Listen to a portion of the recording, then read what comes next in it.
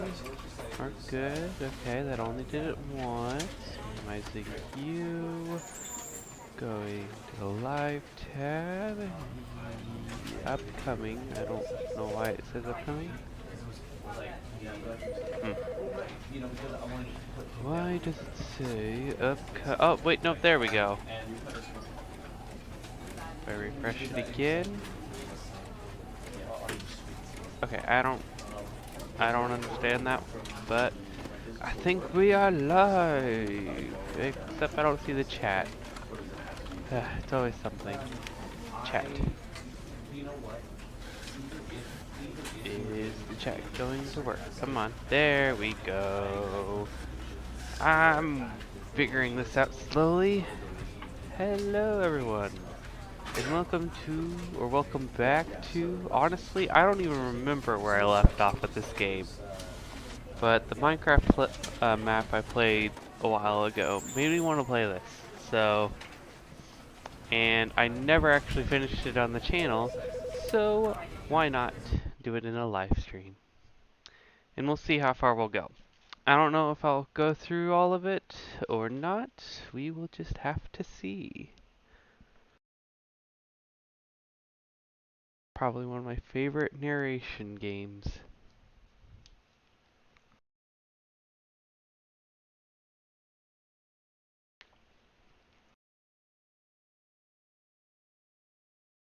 This is the story of a man named Stanley. It's not Minecraft. Stanley worked for a company in a big building where he was employee number 427. Employee number 427's job was simple. He sat at his desk in room 427 and he pushed buttons on a keyboard. Orders came to him through a monitor on his desk, telling him what buttons to push, how long to push them, and in what order. This is what employee 427 did every day of every month of every year.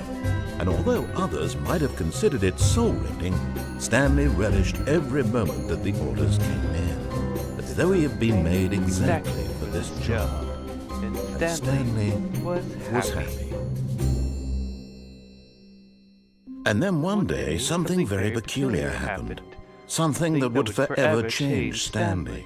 Something he would never quite forget. He had been at his desk for nearly an hour when he realized that not one single order had arrived on the monitor for him to follow. No one had showed up to give him instructions, call a meeting, or even say hi. Never in all his years at the company had this happened, this complete isolation. Something was very clearly wrong. Shocked, frozen solid, Stanley found himself unable to move for the longest time. But as he came to his wits and regained his senses, he got up from his desk and stepped out of his office. Alright, seems to be running pretty good. All of his co-workers were gone. What could it mean? Stanley decided to go to the meeting room. Perhaps he had simply missed a memo. No matter how hard Stanley looked, he couldn't find a trace of his co-workers. Oh yeah, I forgot when you click, it makes a noise. Oh yeah, isn't there an ending with the computer monitors? I don't remember. There's so many endings. I also don't remember when we do that. Or when the new content comes. When Stanley came to a set of 2 open doors, he entered the door on his left. Yeah, sure.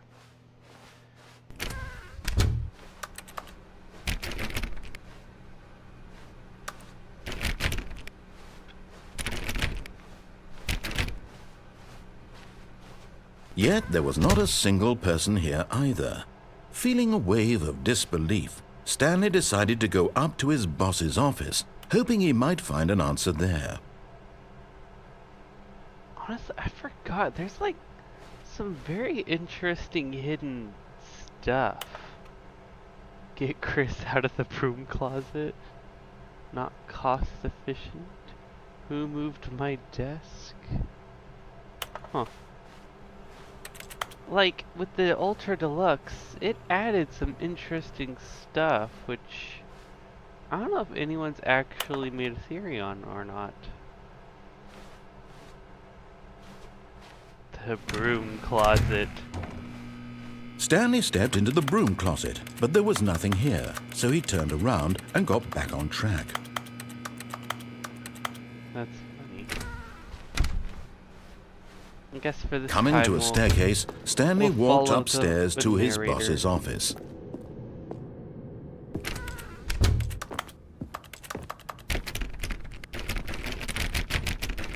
Huh. Thought you can go in there. Guess not. Stepping into his manager's office, Stanley was once again stunned to discover not an indication of any human life. Shocked, unraveled, Stanley wondered in disbelief who orchestrated this, what dark secret was being held from him. What he could not have known was that the keypad behind the boss's desk guarded the terrible truth that his boss had been keeping from him. And so the boss had assigned it an extra secret PIN number, 2845. But of course, Stanley couldn't possibly have known this. Oh wait, what? I wasn't paying attention. I forgot what the key card was. 2845? That is not what I... Stanley just sat around twiddling his thumbs. Trying to input anything on the device was useless, since he could never possibly know that the combination was 2845. Yet incredibly, by simply pushing random buttons on the keypad, Stanley happened to input the correct code by sheer luck. Amazing. He stepped into the newly opened passageway. Oh yeah, I forgot there's an up.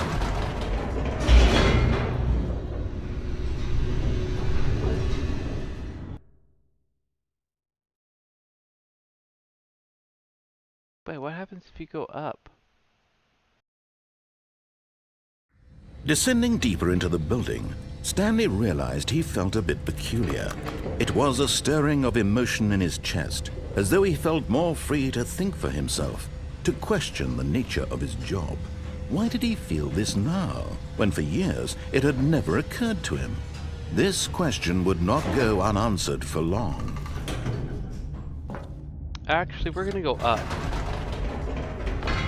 Whoops, nope, never mind. Stanley actually got back into the elevator and went back up. Silly me. Why did Stanley do that when he knew that it would just lead back to his boss's office? Well, that's a great question. I just can't wait to find out. Wait, what?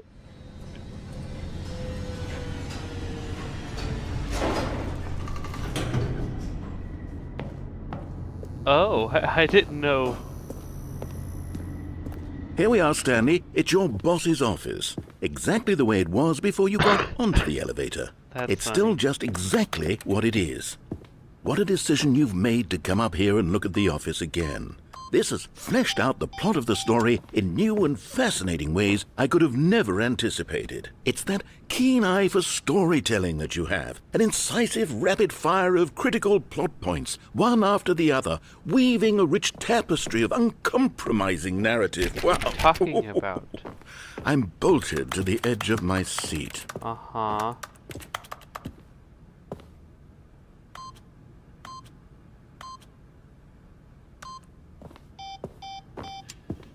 I guess we're going back? Incredible.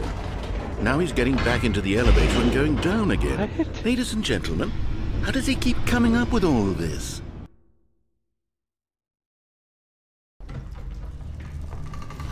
Wait, don't... Oh, we can go back up again. Did you think we were going to go forward down the spooky corridor? No. It's time once again to go back up in the elevator.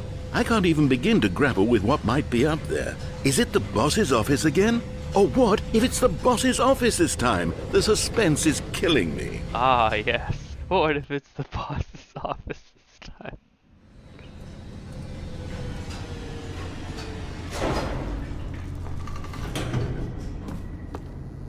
It's the boss's office. Oh my god. It's the boss's office. That's... This absolutely changes everything for me.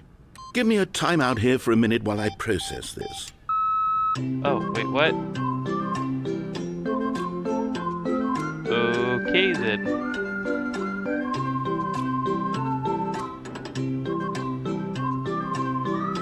Sure. Okay, I'm ready. I'm prepared to embrace this stunning revelation and to move forward with... No, wait. No, I need more time to process. Oh, more time. Oh, okay. You do you, Mr. Narrator. Did we ever learn what his name is? I mean, it's pretty nice music. All right. I have fully come to terms with it. I have made space in my worldview for this astonishing new reality. As before, I turn to your expert eye for gripping narrative, Master Stanley. Oh, I don't like that name, no. Oh. Of course. Going back down in the elevator. How did I not anticipate it? I mean, sure, now it's obvious, but you have to understand that 30 seconds ago, this kind of thing had never been attempted before. I had no frame of reference to even anticipate it. That's just how revelatory Stanley's decision-making is. A breath of fresh air in a landscape of storytelling that has grown stale and repetitive. You know, I feel like this narrator is like a double-edged sword. Oh, what's that? We're going back up. Nothing? Nothing. Huh.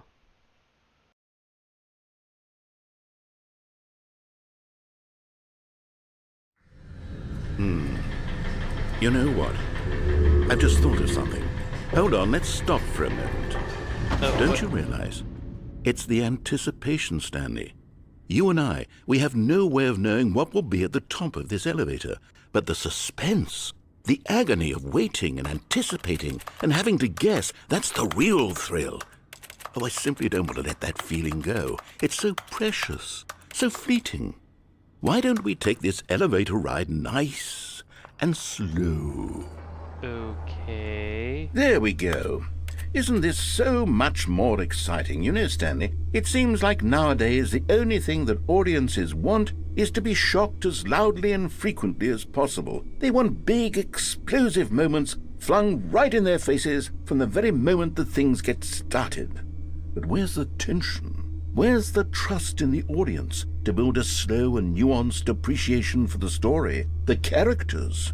Why aren't we given time to imagine the surprises, to have to think and to anticipate, and then to marvel at the eventual reveal? This is storytelling, Stanley. What you and I are doing right now. This is the most exciting narrative to be developed in years, and it's really all because of you. You're the one who took this bold step of revisiting the exact same locations over and over. Truly, I mean it. This is unique and different. It's not like anything else out there. You see, I want stories that surprise me, Stanley. I want to have to think. I want to be engaged and not pandered to. We're being fed such unimaginative drivel all the time, and we all know it, which is why we're so starved for content that makes us feel sharp and vital and alive. That's why people like you so much, Stanley, because you're not afraid to spit in the face of tradition. You're a role model, you know? People look up to you, which is why... Oh, I didn't know when to spring this on you, but, well, I've gathered a little press conference for you, so that you can talk about your work and your storytelling and your life. Yes, I know you're not much for the public eye, but I thought it would especially mean a lot to the people who have been following you from the beginning. They really look up to you, Stanley. I don't know if you realize the impact you have on them. This is the kind of gesture that might leave a tremendous impact on them for the better. Oh, good, we're here. The red carpet. Okay, the room where we're holding the press conference should be just around the corner here somewhere. All eyes on Stanley, live on stage. World's healthiest human being, all tricks revealed. How we did it, the pyramids. The guy who went to Mars. Uh-huh.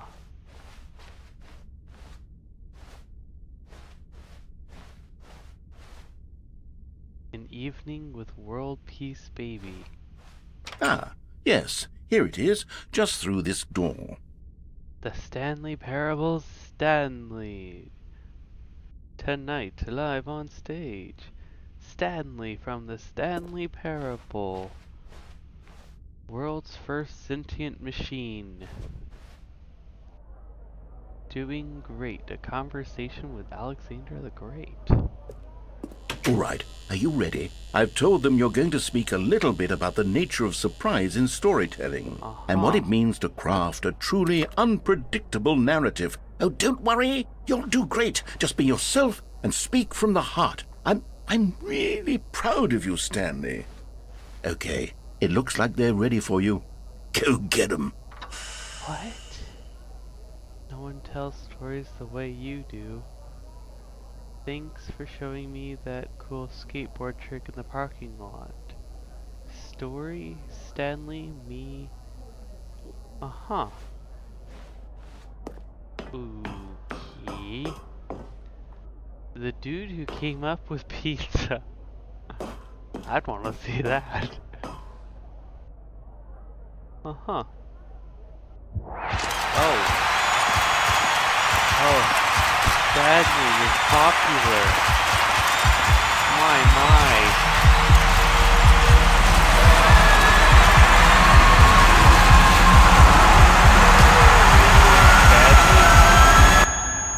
Oh no, I think you got too much for Stanley.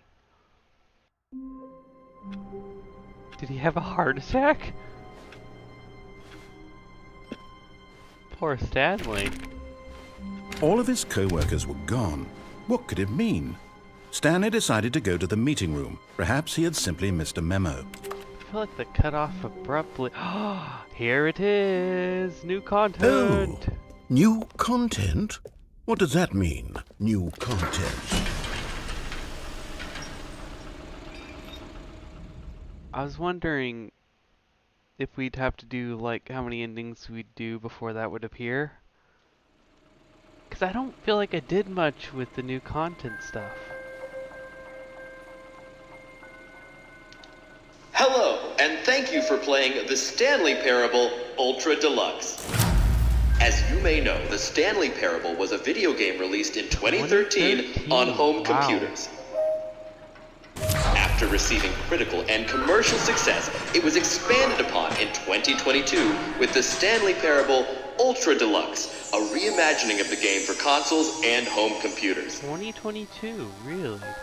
The Stanley Parable Ultra Deluxe features exciting new content that broadens and expands the world of the Stanley Parable, delighting audiences the world over. Uh-huh. Please, step inside and see what thrilling new adventures await in the Stanley Parable Ultra Deluxe. Oh, well, this sounds delightful. I'm very excited to see the thrilling new Ultra Deluxe content. Me too, I can't quite remember what all happens. Okay, so far it's an elevator. Nothing special yet, but I'm sure it's just the beginning of a mesmerizing adventure. Yeah, me too.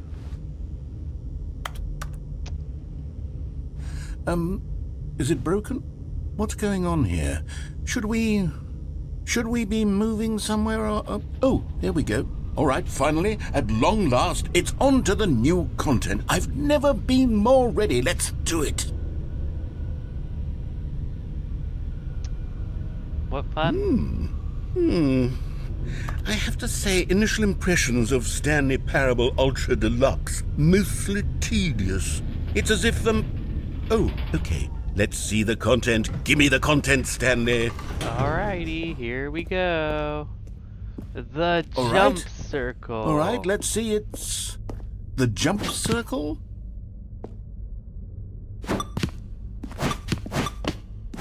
We can jump. And we can crouch. I do not remember being able to crouch. Is that it? Surely that's not all the new content. There has to be something else, right? Goodness. Another elevator. Stanley, I have to say, initial impressions of this game are not positive. Yeah, it's just say. elevators and jumping. Is this what passes for exciting new content? If this is new content, then I could just read you the whole dictionary. There's 20 hours of new content right there. Hell, I could count to 30 trillion. You could put that on the box. The Stanley Parable Ultra Deluxe, now with over 1,000 hours of new content. And oh wait, there's more. Very good. Yes. Yeah. I knew there had to be something else. Let's see it. I'm ready for whatever it is. Thank you for enjoying the new content. That's it? That's Oh, funny. you've got to be kidding me. You see, Stanley? This is what happens when greedy video game developers with no respect for their fan base rush a cheap expansion to market for no reason other than to make an easy dollar. And don't get me started on the level of craftsmanship that's gone into it. In fact, I'm looking right now at the game's achievements, and it's hard to believe one of them actually says, "Test achievement, please ignore." What quality assurance department signed off on this? I'm infuriated and I'm offended, and I intend to find these people on Twitter and hold them personally accountable. It's my fault, Stanley. I built up too much anticipation around the new content, I'm afraid. It could never have lived up to such expectations. If you're still with me, why don't we just reset the game and we'll try to get back to what the Stanley Parable is really about. No frills, no gimmicks. Just you and me having a great time together like always. What do you say, friend? Alrighty, buddy.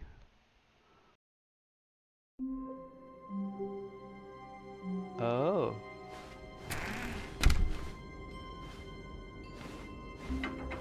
Psst!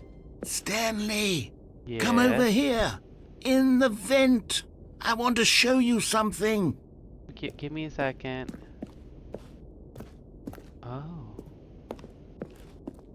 What did you do, Mr. Narrator?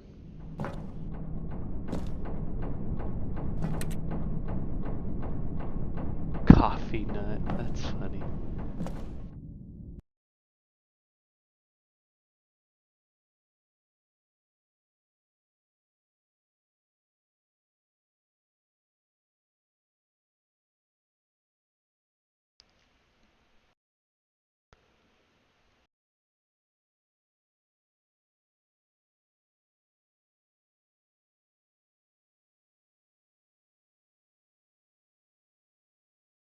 Man, sometimes I feel like it takes forever.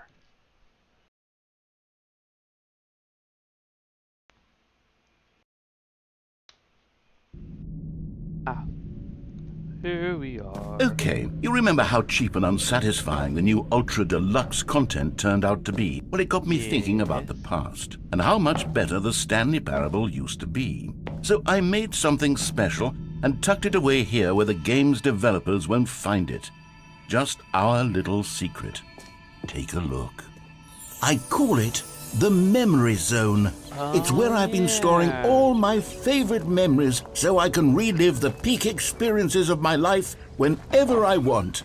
Experiences like the launch of the Stanley Parable on PC. You see, Stanley, doesn't the Memory Zone remind you of how wonderful Stanley Parable was before it was sullied with a cheap re-release? Remember back in October of 2013 when the game originally launched? Back then, video games had integrity. Back then, it all meant something. Collector's Oh, Edition. the waste. Audience Award 2014 Independent Games Festival? Whatever that is. Ah, yes, good times, good times.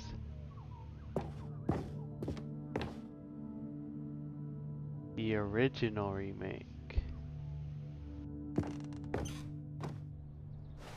Smile because it happened. A trip down memory lane. Stanley Parable official soundtrack. No idea what that.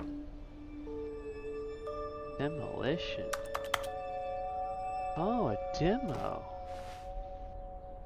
Unachievable. Is it It is impossible to get this achievement. Don't play for 5 years. I think this one has an achievement. Don't play for 10 years. Ah, yes. Stanley Parable deals tough choices.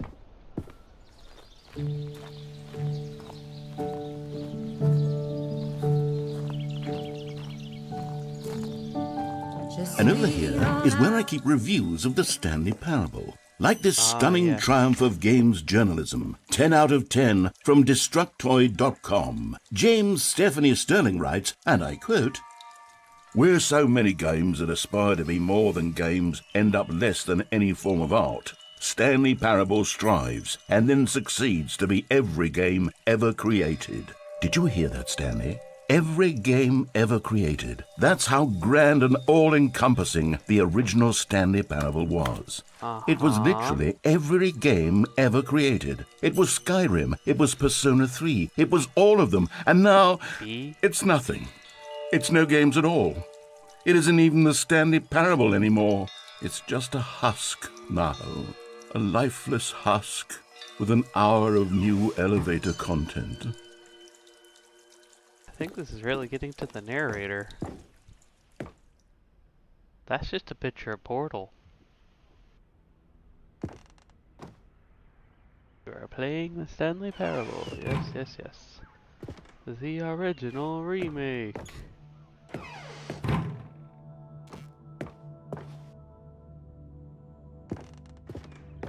Here's another moving passage, this time from GameSpot.com.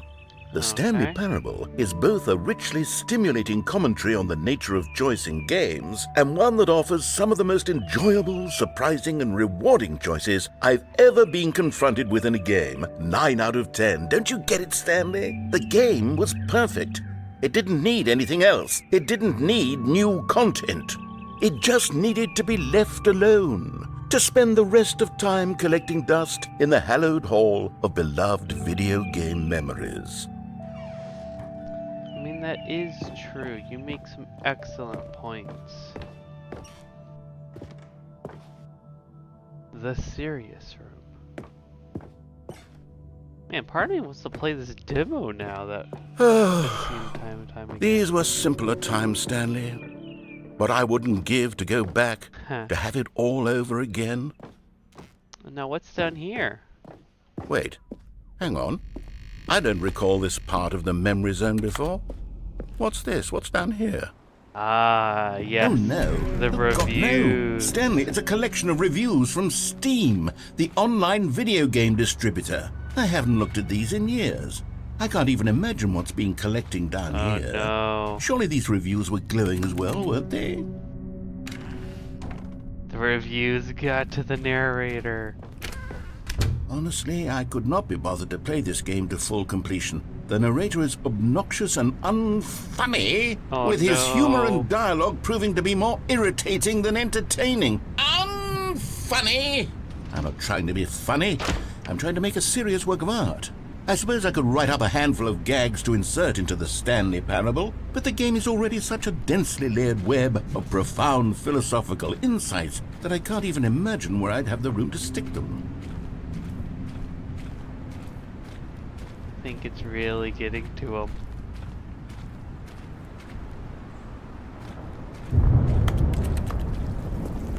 I mean, this is a good representation of what can happen if someone mainly focuses on the negative. Okay, let's see what this one says. While the idea for the game is good, for someone who prefers non-linear games, this preachiness gets annoying fast. Preachy? Stanley? I'm not preachy, am I? No. You can tell me if I'm preachy. Honestly, you can. Oh, goodness. This is actually quite shocking for me. To be honest, I had always thought of the game's dialogue as being rather terse to begin with. You can't know how much fluff I cut from the game to get it to feel as light and airy as it... Well, I always thought it did. But maybe it wasn't. Oh, dear. What an awful memory to have to hold on to. These black marks on my otherwise unimpeachable track record. I feel like a failure. Like I let these people down. Mr. Perhaps the Stanley Parable isn't quite as sterling as I always remembered. Oh, no, it's not. What's this you, one got to Mr. say? Narrator. You constantly have to stop doing anything so the narrator can catch up with his long-winded explanations of what's happening. I wish there was a skip button. A skip button? Well, yes. Yes, I think we can do that. If I'm truly too preachy, then then maybe letting you skip ahead for just a moment, surely it couldn't hurt. Yeah, surely. Not if it means we can strike these negative reviews from the record. Only positive reviews of the Stanley Parable. That's my motto today, and it's always been my motto. I'd do anything for the customer, Stanley. That's a yes, bad a skip way to button go about we it, shall narrator. have. You shouldn't just do And anything. here it is. Go ahead and give it a shot. Okay. I'll pop you. Oh, you're back, you see. You were only frozen in time for a few minutes, but it was plenty of time for me to deliver a long, rambling monologue full of unnecessary verbal flourishes and lengthy ruminations on the nature of choice in video games. Of course, I happen to believe it was perhaps one of my more profound such ruminations. Not that, of course, you need a description of it. Well there, sport. You really did catch me rambling on a bit, didn't you? But that's the power of the button. The minute I start to go off on a thoughtless display of self-absorption, it's right at your fingertips to go poof, and it's all over. Oh, I can't wait to see what Cookie 9 will say about this, and whether they'll edit the rating of their Steam review, or at least change some of the wording, perhaps. Okay, welcome back, Stanley. Now, I should say that the amount of time the button has been skipping through is becoming longer and longer. That last one was, well, I want to say maybe 30, 45 minutes? It's not unendurable by any means, but it's, well, there's really only so much I can ramble on to myself about. I know, it's shocking, isn't it? But at any rate, I do suggest that we not press the button again. I think the skip button has been aptly demonstrated, and we can say goodbye to it and just... Wait. How do we get out of here? Oh, you just... Where did the door go? Yeah, you just now Wasn't there a door that? that led into this room? Yeah. I do feel quite certain that there was one here before. How else would we have gotten into the room in the first place? I don't think one can enter a room without a door of some sort, or a window or something like that. Do you see a window anywhere? A porthole? A sufficiently large crack in the wall? I'll take any of these. All I want is for us to move on and to please step away from the skip button, to go anywhere other than the skip button. There was a door here before, wasn't there? I swear there was. Where did it go? Can you maybe just ram your way through a wall? Okay. Is there any possibility that you could, say, slam your body into the wall until enough damage is done for you to be able to leave? Please, I'll take any option at all. I'm asking you to work with me here. We need a door. We need a door of some kind. I can work with any kind of door, as long as it can open and lead from one room to another.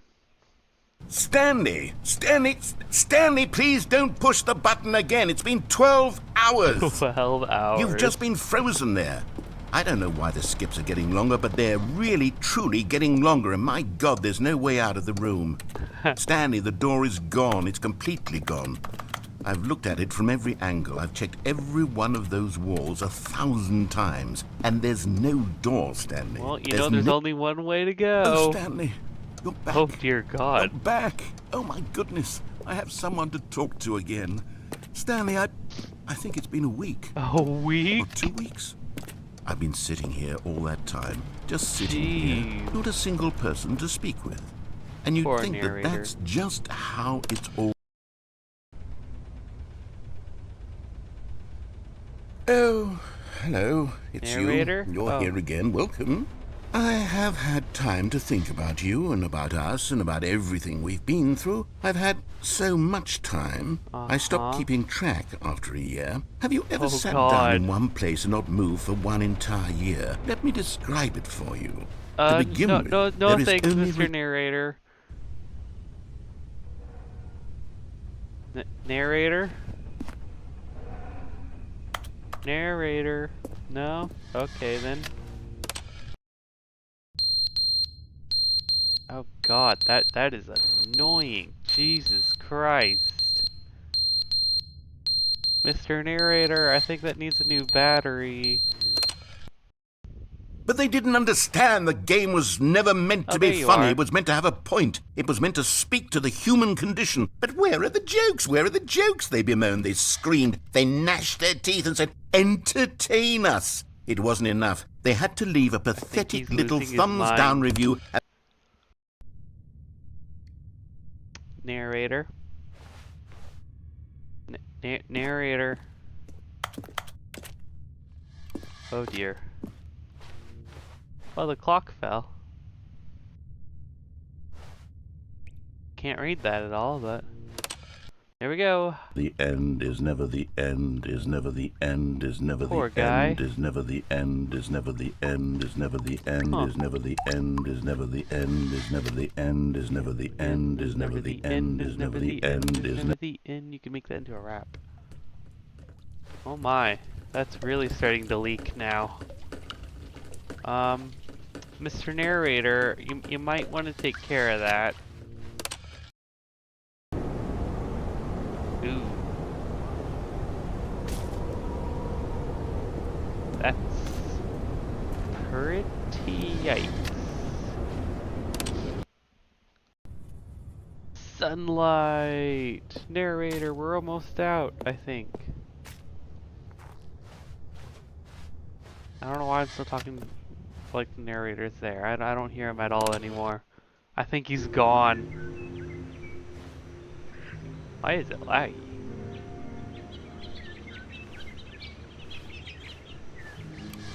Hold on.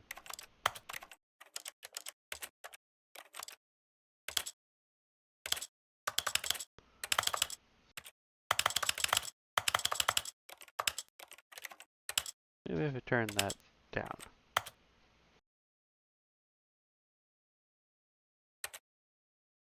I think I broke something.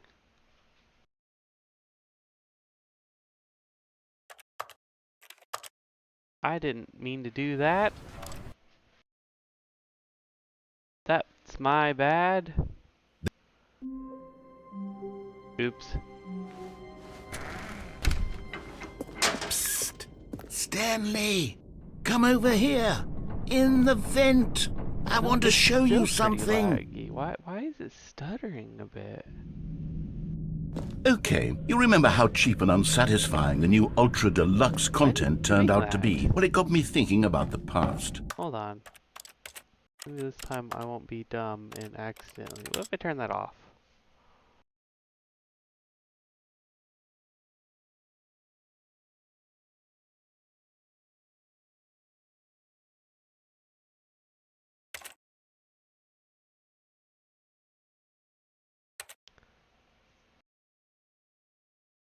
Why is OBS being like that?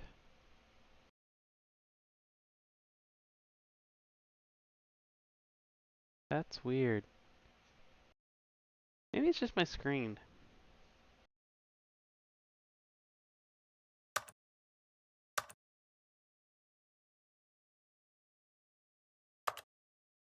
Now I don't know what it's doing.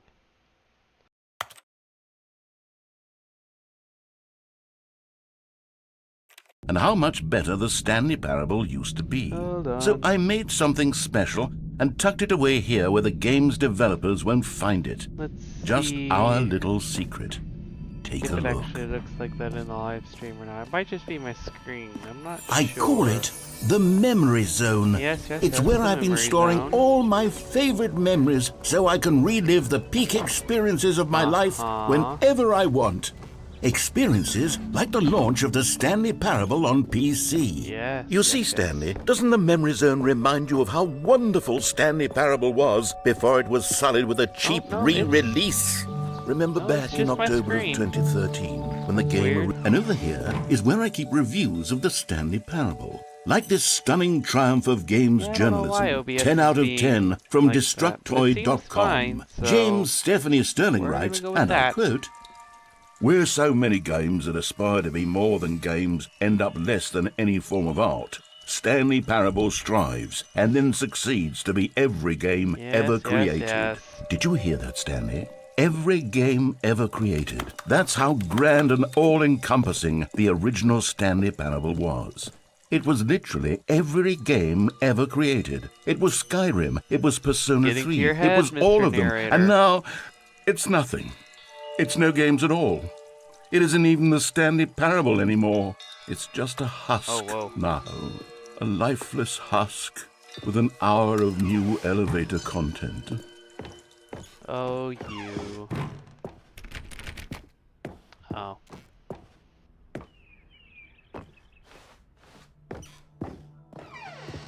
Huh. Here's another moving passage, this time from GameSpot.com. The Stanley Parable is both a richly stimulating commentary on the nature of choice in games and one that offers some of the most enjoyable, surprising, and rewarding choices I've ever been confronted with in a game. 9 out of 10. Don't you get it, Stanley? The game was perfect. It didn't need anything else. It didn't need new content. It just needed to be left alone, to spend the rest of time collecting dust in the hallowed hall of beloved video game memories. These were simpler times, Stanley, but I wouldn't give to go back to have it all over again. Wait, hang on. I don't recall this part of the memory zone before. Yes, What's yes. this? You're What's gonna dive down into here? the reviews. Oh no! You're gonna get Oh depressed. God, no! Stanley, it's a collection of reviews from Steam, the online video game distributor. I haven't looked at these in years. I can't even imagine what's been collecting down here. Surely these reviews were glowing as well, weren't they? Yeah, sure. Honestly, I could not be bothered to play this game to full completion. The narrator is obnoxious and unfunny, with his humor and dialogue proving to be more irritating than entertaining. Unfunny! I'm not trying to be funny. I'm trying to make a serious work of art. I suppose I could write up a handful of gags to insert into the Stanley Parable, but the game is already such a densely layered web of profound philosophical insights that I can't even imagine where I'd have the room to stick them. Okay, let's see what this one says. While the idea for the game is good, for someone who prefers non-linear games, his preachiness gets annoying fast. Preachy? Stanley, I'm not preachy, am I? No, not at You all. can tell me if I'm preachy. Honestly, you can. Oh, goodness. This is actually quite shocking for me. Well, to be honest, I had always thought of the game's dialogue as being rather terse to begin with. You can't know how much fluff I cut from the game to get it to feel as light and airy as it... Well, I always thought it did. But maybe it wasn't. Dear. Poor guy. What an awful memory to have to hold on to. These black marks on my otherwise unimpeachable track record. I feel like a failure. Like I let these people down. Perhaps, what's this one got to say? You constantly have to stop doing anything so the narrator can catch up with his long-winded explanations of what's happening. I wish there was a skip button. A skip button? Yes, Well, a skip Well, button. yes. Yes, I think we can do that. If I'm truly too preachy, then maybe letting you skip ahead for just a moment, surely it couldn't hurt. What Not could if it means we possibly can go strike wrong? these negative reviews from the record. Only positive reviews of the Stanley Parable. That's my motto today, and it's always been my motto. I'd do anything for the customer, Stanley. Yes, a skip button we shall have. And here it is. Push. Oh, you're back, you see. You were only frozen in time for a few minutes, but it was plenty of time for me to deliver a long, rambling monologue. Well, there, sport. You really did catch me rambling on a bit, didn't you? But that's the Yep. power of the button. The minute I start to go off on a thoughtless display of self-absorption, And it's right at... push. Okay, welcome back, Stanley. Now, I should say that the amount of time the button has been skipping through is becoming longer and longer. Is that last one was, so? well, I want to say maybe 30, 45 minutes. Push. Stanley, please don't push the button again. It's But been it's a 12 button. hours. You've just been frozen there. I don't know why the skips are getting longer, but Button. they're... Oh, Stanley, you're back. You're back. Oh, my goodness. I have someone to talk to again. Stanley, I think it's been a week. How does it jump 2 from weeks. a day to a I've been week sitting here. to a year? That feels like a giant Hello, skip it's you. all of a You're sudden. here again. Welcome. I have had time to think about you and about our...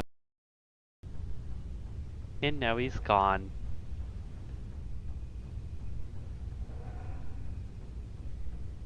And now we wait. And now there's that stupid fire alarm.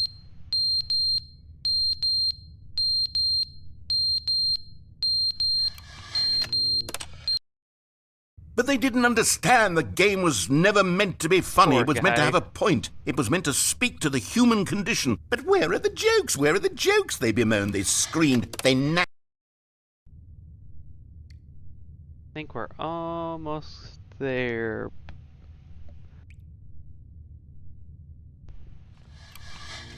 I don't know why OBS is... The end is never the freezing end, up like is never that. the end, is never the end, is never the end, is never the end, is never the end, is never the end, is never the end, is never the end, is never...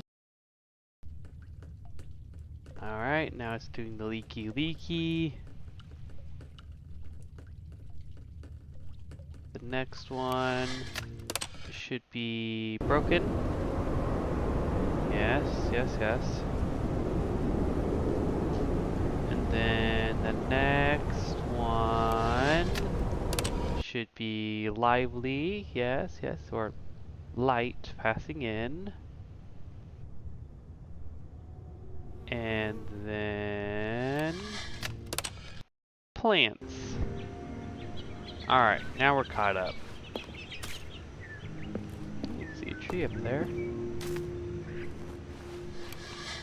And we're gonna go forward more. And now the plants are gone.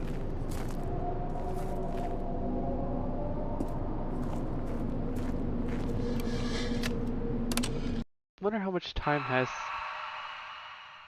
skipped ahead. Honestly, that is pretty creepy. And now it's dead, because now we are out of here into wherever this is.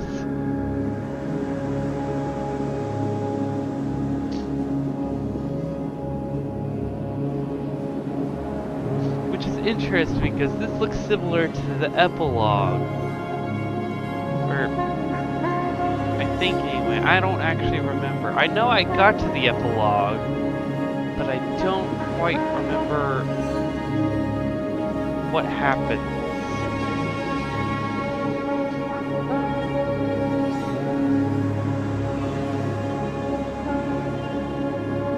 And Stanley was lost in the vast desert. I can't speak. And Stanley died of dehydration. And now we're back in the office. Now, I think... All of his co-workers were gone. What could it mean? Stanley decided to go to the meeting room. Perhaps he had simply missed a memo. Now I think we're at the new content. Yeah! Oh, good. You noticed my sign. Yes, I have something very exciting to show you. Yes, show me, Mr. Narrator. Show me the new content.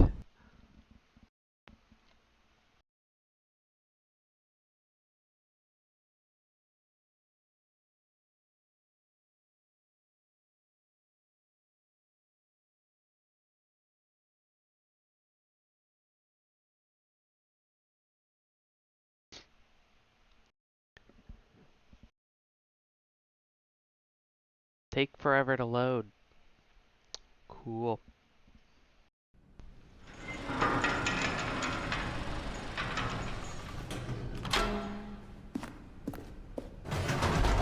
Now, show me the new You see, content. Stanley, I've been reflecting on the Stanley parable and about how roundly disappointing this ultra deluxe version has turned out to be. The original Stanley parable was a landmark, and any new content for it should live up to that legacy. So forget this ultra deluxe nonsense. I say we take it one step even further. Okay. Which is why I'm very proud to announce for the first time ever the Stanley Parable 2.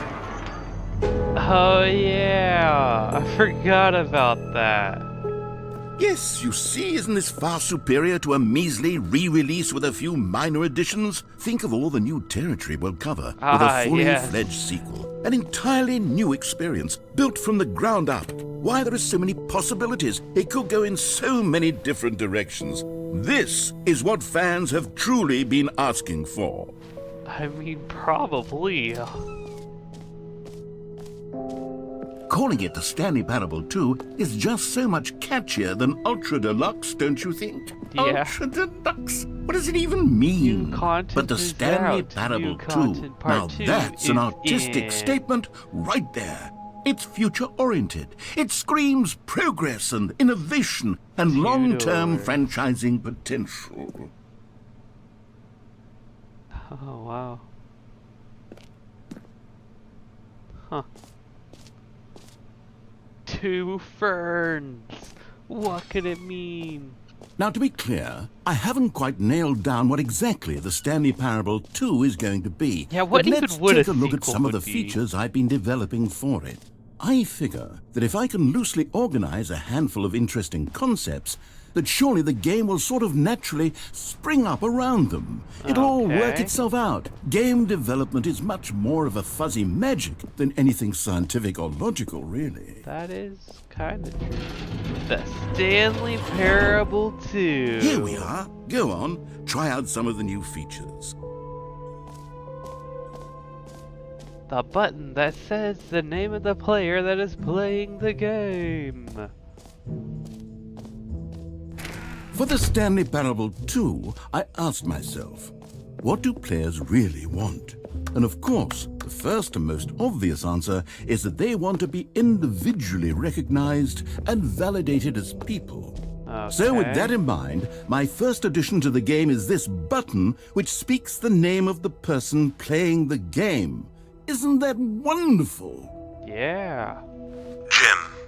Sorry, I should have clarified. Right now, the button only says the name Jim. But of Yeah. course, in the final game, this button will say your name, Ah, whatever yes. name that is. Here, let's have you role play as Jim to really simulate the full experience of this feature. Just play Okay. along. I promise you'll love it. Okay, Sure. here we go. Let's take a deep breath, clear your mind, forget whoever you are, and simply become a person named Jim. I want you to imagine yourself living as Jim, sleeping and We waking are as Jim, Jim. falling in love and being heartbroken as Jim, seizing all of the world's possibilities as Jim, and as Jim watching your dreams crumble into dust. Ah, yes. Do you feel it deeply? Are you really, truly Jim right now? Yes. If so, then please step forward and press the button. Oh my god, it said my name. Yes, Oh, you see? wow. What a thrill, what a rush. That was you. The button described you. Do it again, do it again. Oh, it hits even harder the second time. It If this were sure the only does. new feature in the Stanley Parable 2, it would still be worth the money. Let's take a break from the Jim button. I'm too emotionally drained from all of this personal validation. Whoa there, cowboy. Sometimes a person can be too much Jim. Yeah. I'm putting the Jim button away. Otherwise, soon you'll start to lose all sense of who you actually are. Yeah. The Jim button. Aw. He took away the Jim button. We are no longer Jim.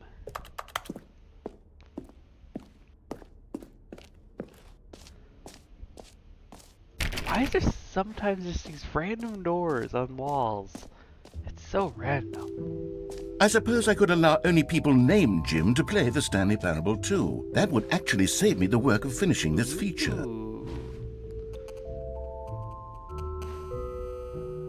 The update, ray trace, more of the same in a good way. Sequel to the new features, new contents, new ideas. Infinite hole. Heck yeah.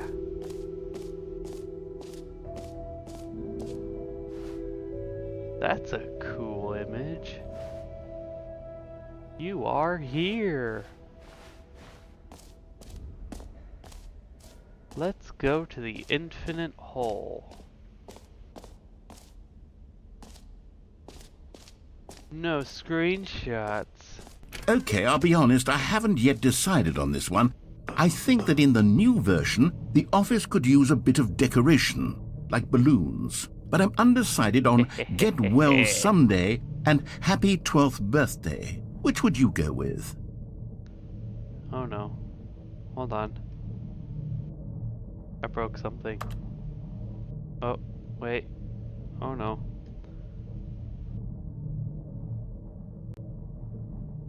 I was trying to cheat the system and... happening? Hold on.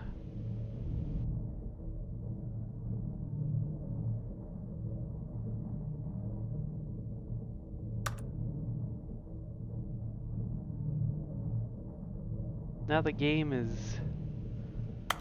Hold on, can I pause? Well, something paused. Okay, there we go. Okay, woo. How about happy 12th birthday? You know, sometimes when you solicit another person's opinion, it makes you realize that you knew which one you actually really wanted all along. Oh. Get well, someday it is. Okay. Cool. Or actually, maybe I should have gone with... No, I've made my decision, we're moving on. Alrighty then. If you say so. Ooh, the infinite hole. Heck yeah. Stanley, here's an idea that I'm truly fond of. It's never been done before in a video game.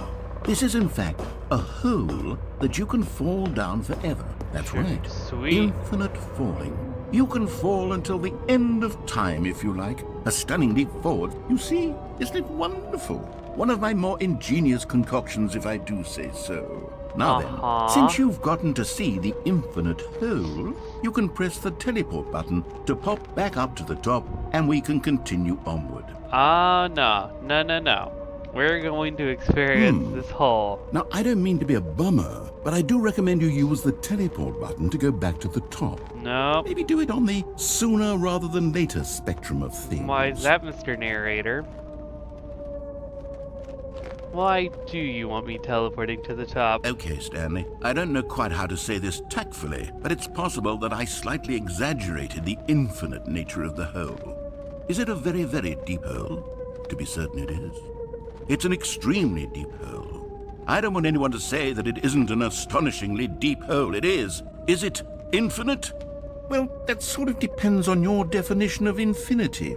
From one perspective, the infinite is merely philosophical in nature. It's more of a...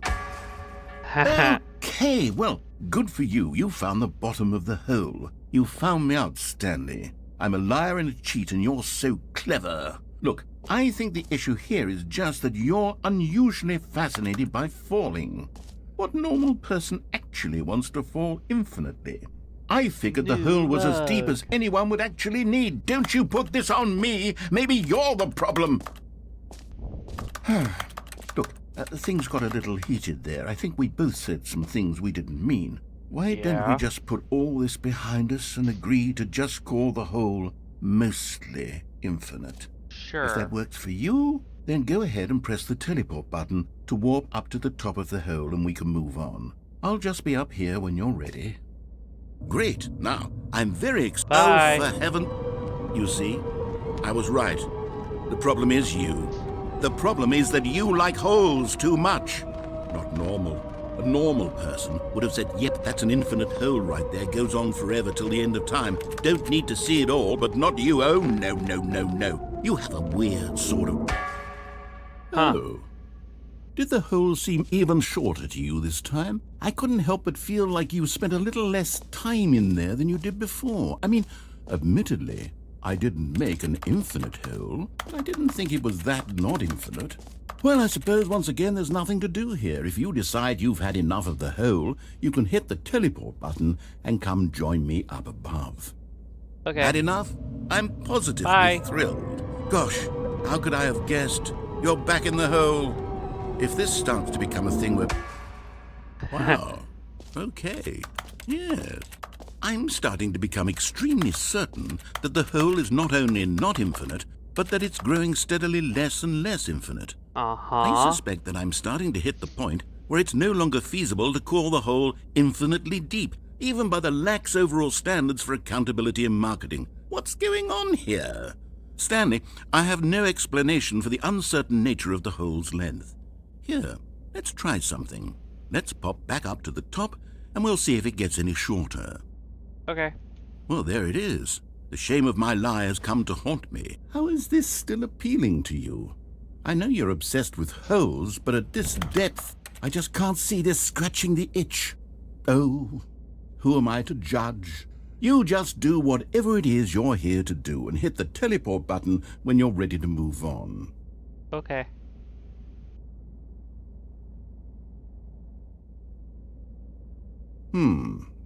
Is the, teleport button not working? You sure? Well, I mean, I really don't have an explanation. Still nothing? Well, I suppose there is one thing I can do to fix this. I'm out. Goodbye, Stanley. What? You couldn't bear to be away from the hole, and now you'll get more time with it than you could ever have asked for. It's a win for everyone. You get to be with the hole, I get to do literally anything else. Take care, Stanley. I hope you and the hole have a wonderful rest of eternity together. Okay then. Bye. Oh, what? What is that noise? What's the hole doing? I feel like it's doing something. Oh. I see.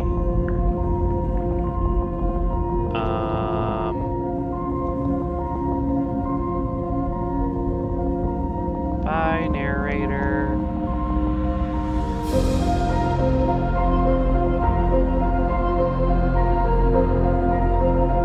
This is, interesting.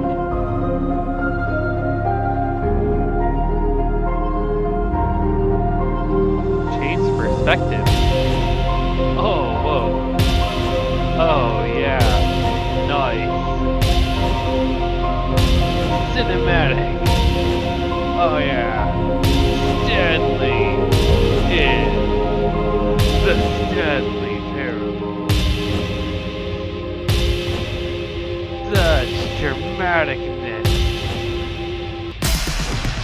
Ooh. Nice.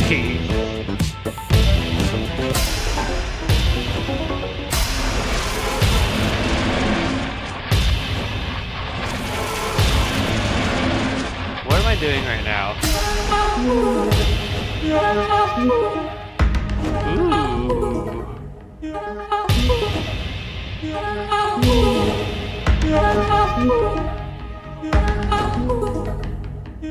Yeah, oh my god, puppies. Space. Stanley.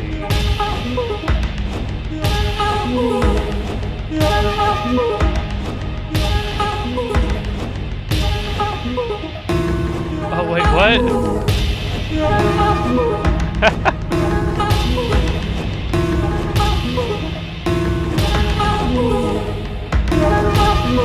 Error. Now we're drawing. Oh, now we're back to Stanley.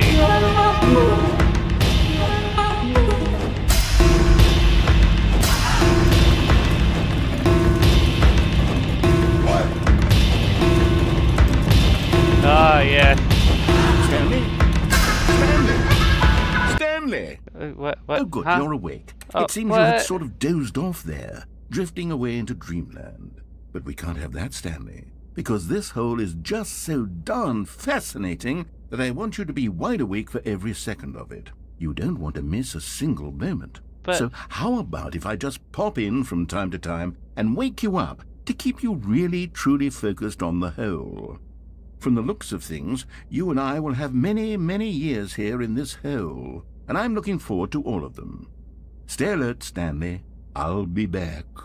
Toodle-pip. Toodle-pip. So can I get out of the hole now? Oh no, now what? What are you doing now, hole? Oh. What happened? Oh, I see, okay. Here we are. Go on, try out some of the new features. Oh yes, the reinsurance bucket.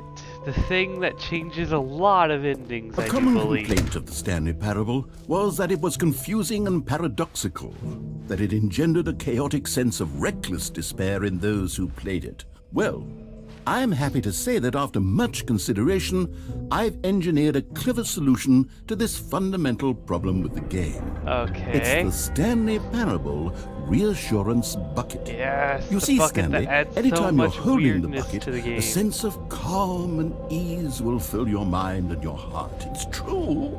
As long as you hold on to the bucket, the many disorienting contradictions of the Stanley Parable minute. will feel perfectly normal and perhaps even comforting. That's the copy You may machine. even come to long for the gentle embrace of jarring cognitive Oh, dissonance whoa. while the bucket is in your arms. I think that's And to be where the bucket honest, ends up. it's a much more convenient solution for me than actually redesigning the game to be less uncomfortable. Can you imagine what a pain in the ass that would be? Yes, the bucket is the perfect solution. Ah, Come on, yes. give it a try. Bucket. Can you feel it? The glow of comfort, even in the face of crushing despair, must already be sweeping through your body. And in fact, can I say that I do believe the bucket lends you an air of charisma as well? I think that just holding it has made you the slightest bit more attractive as a person. Uh-huh. The benefits It's of a the bucket bucket. seem to go on and on, don't they? All this and more await you in the Stanley Parable 2. Well, this bucket is mine now. Does anyone give out awards for most enjoyable bucket in a video game? That really should be an award if it isn't already. Here it is. The jump You know circle. what, Stanley? I actually think the jump circle was a pretty good idea. I'd like to hang on to that for the sequel.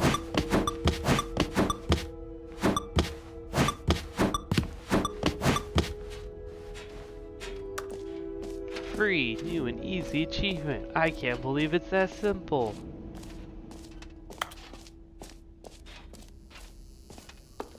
Now, here's something special. You remember that broken test achievement that got left in the game on accident? Well, I'm developing a technology to simply give you the achievement. Yes. You see, you'll come to this lever, and when you pull it, the achievement will be Okay, perhaps I should have clarified. This is technology that will exist. Right now, the achievement is still fully broken. I'm not a wizard, Stanley, but I guarantee it will be fixed in the sequel to at last satisfy the hordes of ravenous fans all over the world who have been uproariously demanding this feature. Gamers, we hear you, and I promise it will happen. Alrighty then. If you say so, Mr. Narrator. What else? What other exhibits haven't we seen yet?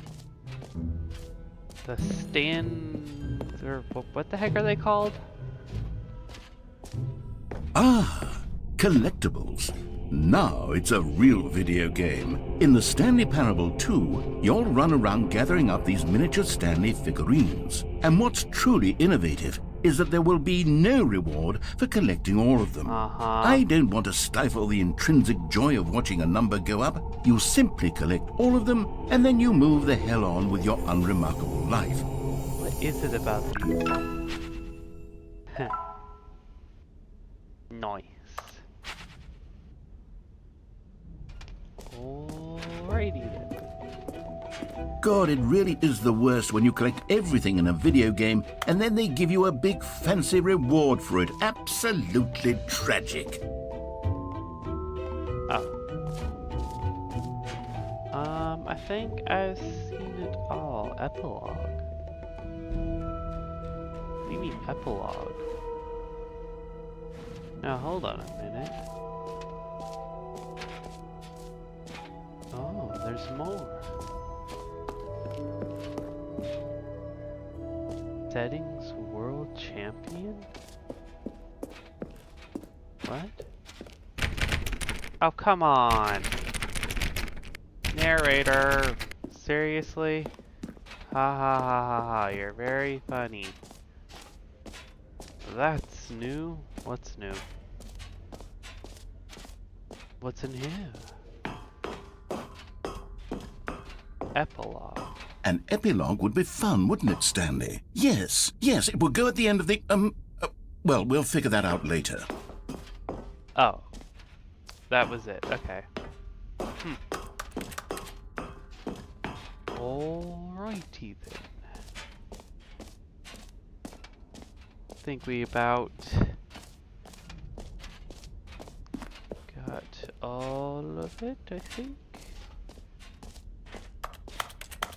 Let's go see the Stanley Parable 2.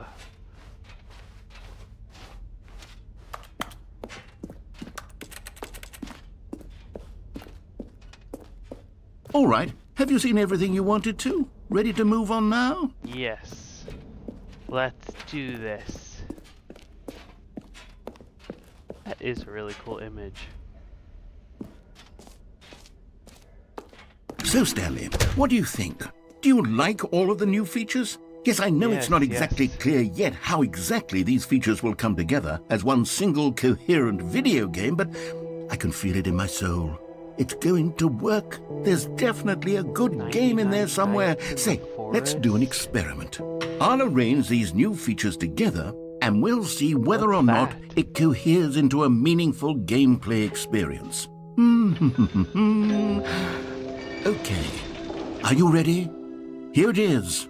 I give you the Stanley Parable 2. Yeah. Oh. Well, I mean, there's potential here, right? It's sort of... Okay, never mind. Hold on. Let me do a different arrangement. Okay, yes. You got yes, this, narrator? This is much better. I feel good about this. Here we go. Version 2. So much better. Who am I kidding, Stanley? This isn't a coherent video game at all. It's a lot of gags. And I do very much enjoy creating gags, but they don't add up to anything. I wanted more than anything to create a sequel that would capture all the magic of the first game. I wanted fans to love it. No matter how good these gags are, they won't stand on their own. They would need the structure and the gameplay of the original. Wait, maybe that's it. There you go. I can take the original Stanley Parable and simply, well, insert a few of my new features into it. Tastefully, of course. With respect. With care for the vision and integrity of the original game. There you go. Would it possibly work? I suppose it could. But it would need a really, really tremendous title screen.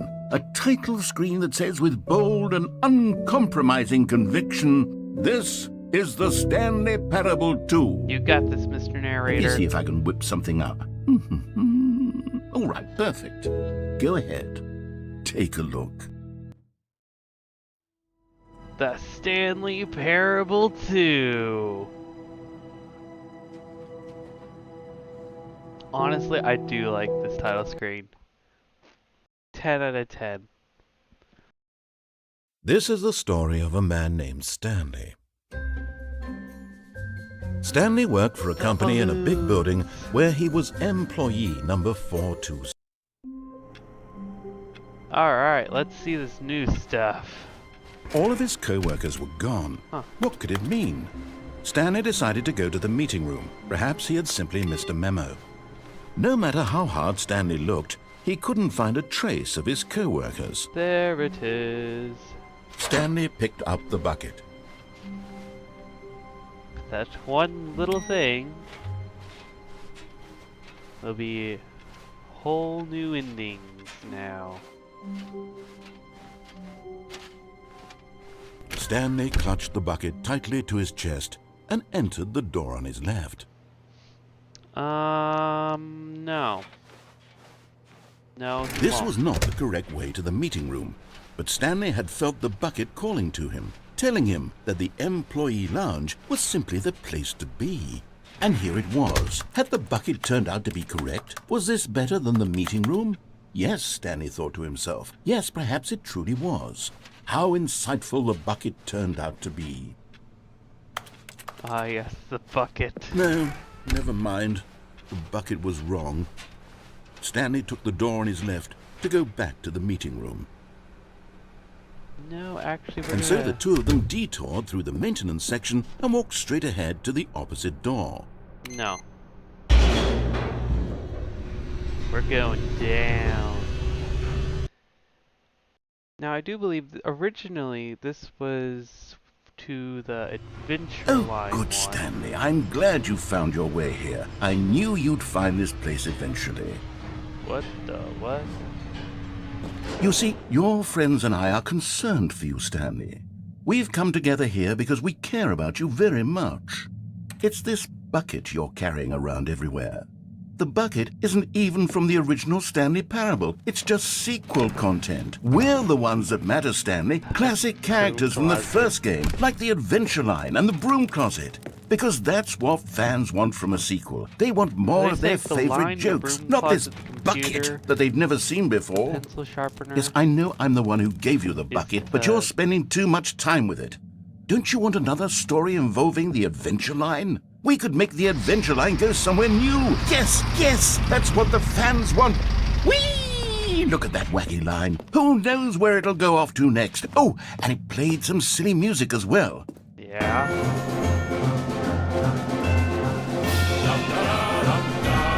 Now this is what the Stanley Parable is all about. Don't you remember all those great jokes from the original dialogue? Also, Stanley is addicted to drugs and hookers. Yes, it's as classic now as it was back yes, then. what a Let's do it for the classic fans, line. Stanley. Let's give them more content exactly like this. But if we want to do that, you're going to have to give something up.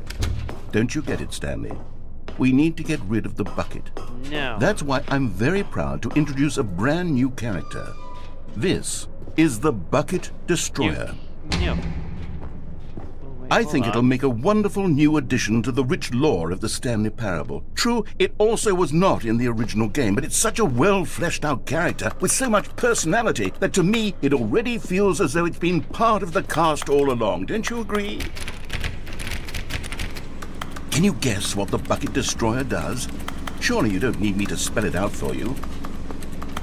Go ahead now, Stanley. Say goodbye to the bucket, and then pop it into the machine when you're ready. Nah, I'm good. Me and the bucket are gonna go places. Now listen to me. It's crucial that you give it the bucket. No. I don't know what the Bucket Destroyer will do if it can't destroy your bucket. Destroying buckets is all it knows. That is its singular personality trait. Well, too Sure, bad. I can hear It's you not getting saying, my how does a bucket. character with only one personality trait deserve to join the pantheon of beloved Stanley Parable characters? Well, you see, if you were to really explore the Bucket Destroyer, you would see that its desire to crush buckets is so densely loaded with complexity and nuance that it's really like 10 personality traits. What other object in this game can you even say that about? The Broom Closet? Certainly not. I wonder what sort of Bucket Destroyer merchandise the fans will be clamoring for after this. Okay, the Bucket Destroyer is getting very upset now. You'll have to hurry and feed it. We can't get back to the classic Stanley Parable characters like the Adventure Line or the Bucket Destroyer You're not until getting you my crush bucket. that damn bucket. No. Quickly now. The fans bucket's are waiting. mine. Do it, the fans, Stanley. Give The the bucket fans what is they want. mine. Hurry I will and... not destroy the bucket.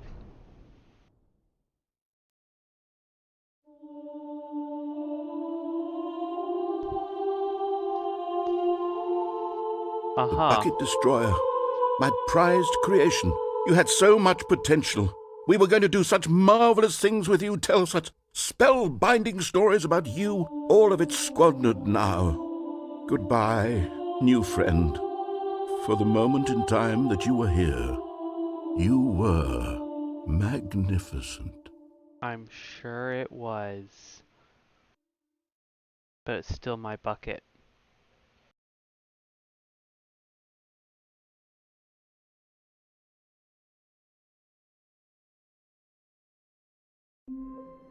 Oh, that was it. Okay. All of his co-workers were gone. What could it mean? Stanley decided to go to the meeting room. Yoink. Stanley lifted the bucket into his arms, and a wave of comfort rushed over him.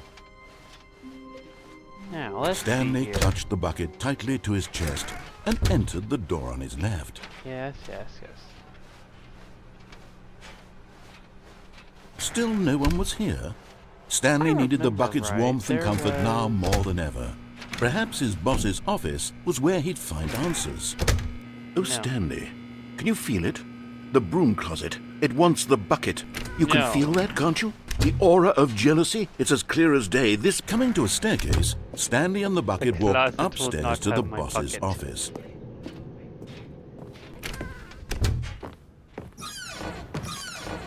Uh-huh.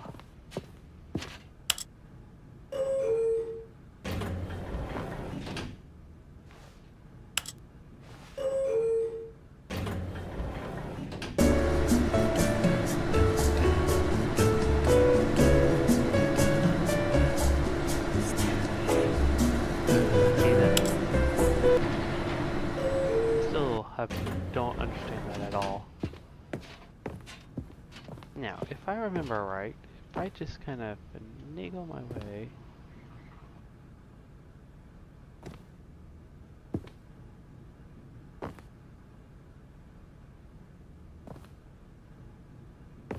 Stepping in.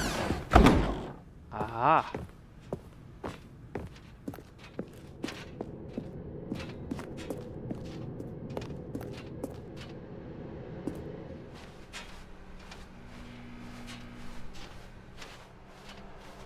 I don't quite remember what the original ending of this was.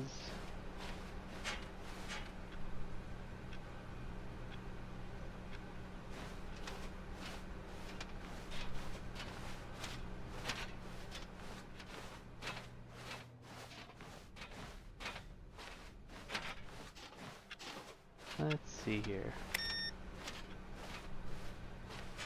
The long walk.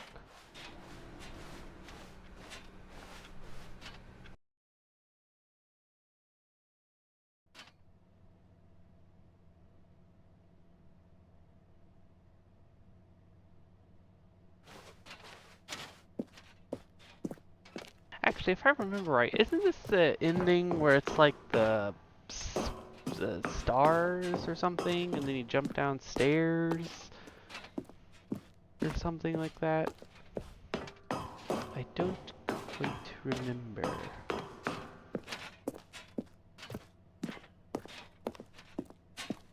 Up and up we go.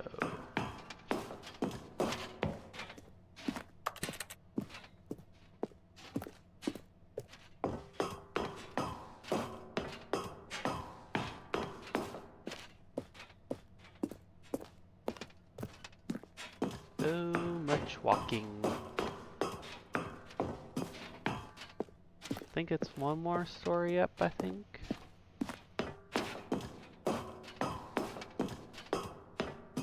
Oh, escape pod launch bay. Wait, escape pod?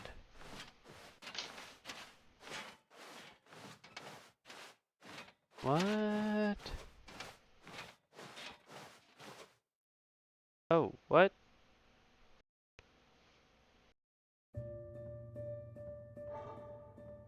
Uh-huh. Okay. Stanley, what are you doing?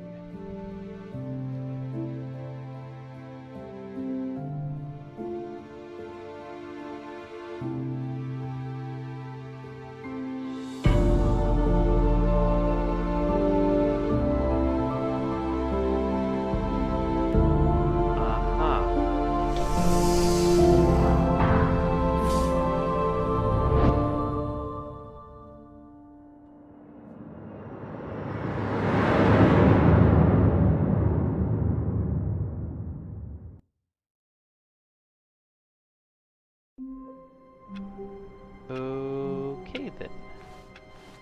The meeting room. Yes, that's where everyone would be. Stanley just needed to get to the meeting room, and from then on, he would never be alone ever again. That's new. Why'd you say it like that? No, wait, what? When Stanley came to a set of 2 open doors, he entered the door on his left. What's special in the meeting room? Yet there was not a single person here either. Feeling a wave of disbelief, Stanley decided to go up to his boss's office, hoping he might find an answer there. Coming to a staircase, Stanley walked upstairs to his boss's office.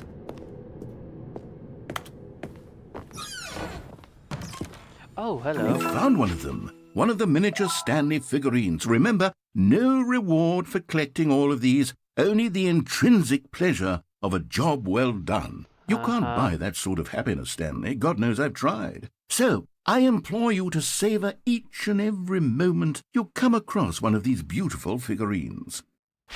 I don't actually remember where they all are. I know one of them is... I don't really understand that one. Wait, what is that original ending? Stepping into his manager's office, God dang it. Stanley was once again stunned to discover not an indication of any human life. What could it mean? Stanley wondered aloud to nobody. He began wildly tearing through papers on the boss's desk, pulling books off the shelf, looking behind paintings, desperate for clues to his situation.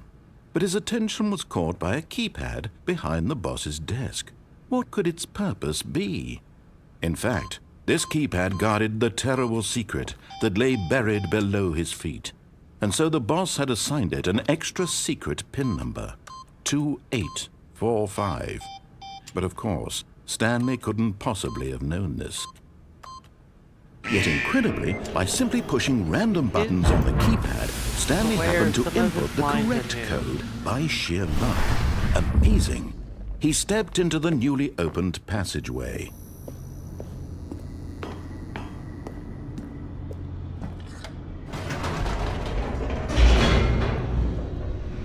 Down we go.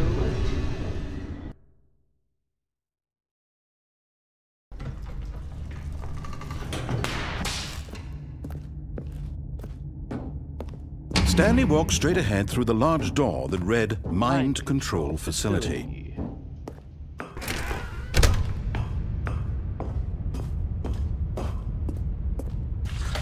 The lights rose on an enormous room packed with television screens. What horrible secret did this place hold? Stanley thought to himself. Did he have the strength to find out? Yes. Stanley had the strength to figure out what's going on and to find his beloved bucket. Now the monitors jumped to life, their true nature revealed. Fire. Each bore the number of an employee in the building, Stanley's co-workers. The lives of so many individuals reduced to images on a screen, and Stanley, one of them, eternally monitored in this place where freedom meant nothing. 427.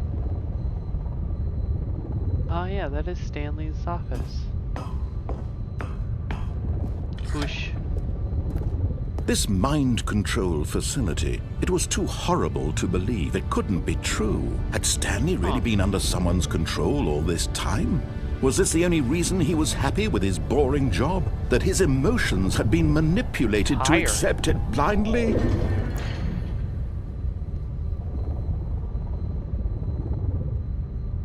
That also... Very interesting. No. He refused to believe it. He couldn't accept it. His own life in someone else's control? Never. It was unthinkable. Wasn't it? Was it even possible? Had he truly spent his entire life utterly blind to the world? But here was the proof. The heart of the operation. Controls labeled with emotions. Happy or sad or content. Walking, eating, working. All of it monitored and commanded from this very place. And as the cold reality of his past began to sink in, Stanley decided that this machinery would never again exert its terrible power over another human life. And push.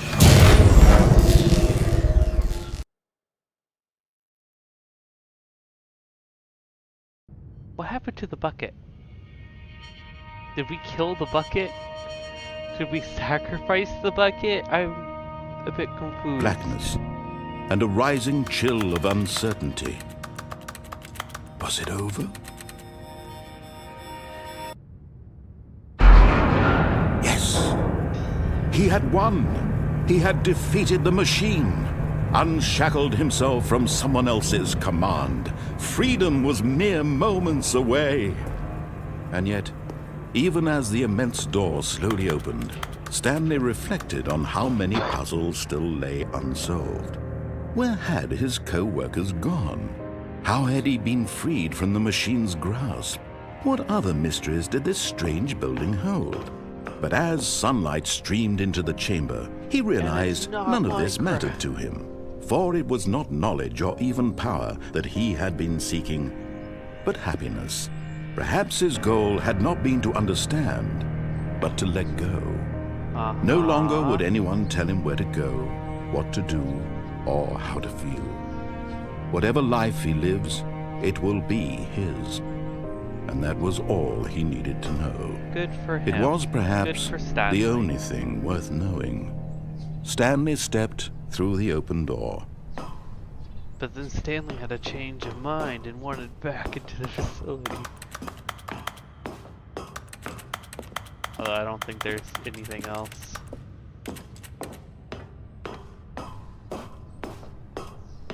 Alrighty, here we go. Stanley felt the cool breeze upon his skin, the feeling of liberation, the immense possibility of the new path before him. This was exactly the way, right now, that things were meant to happen. And Stanley was happy.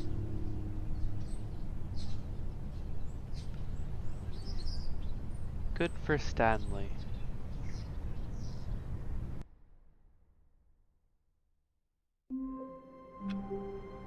Okay, but seriously, what happened to the bucket? All of his co-workers were gone. What could it mean? Stanley decided to go to the meeting room. Perhaps he had simply missed a memo.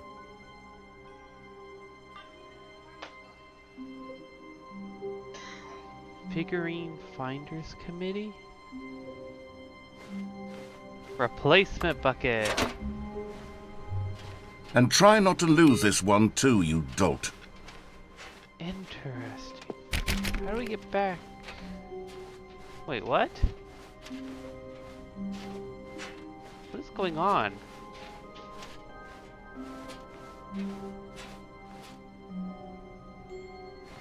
Wait, what? This feels weird, different, and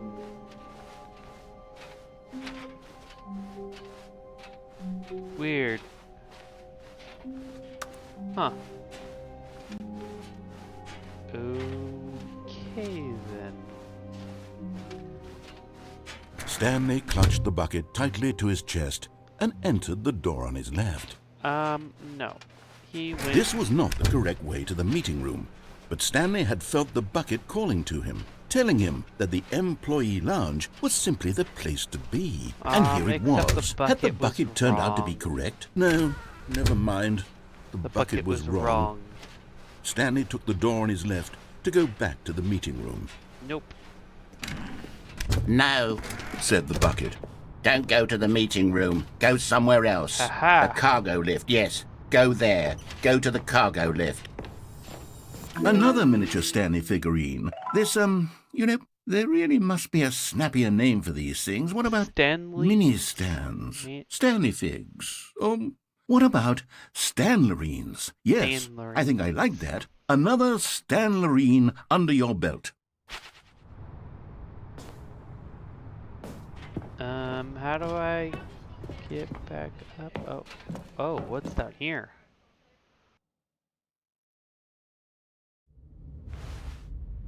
Oh dear. Huh.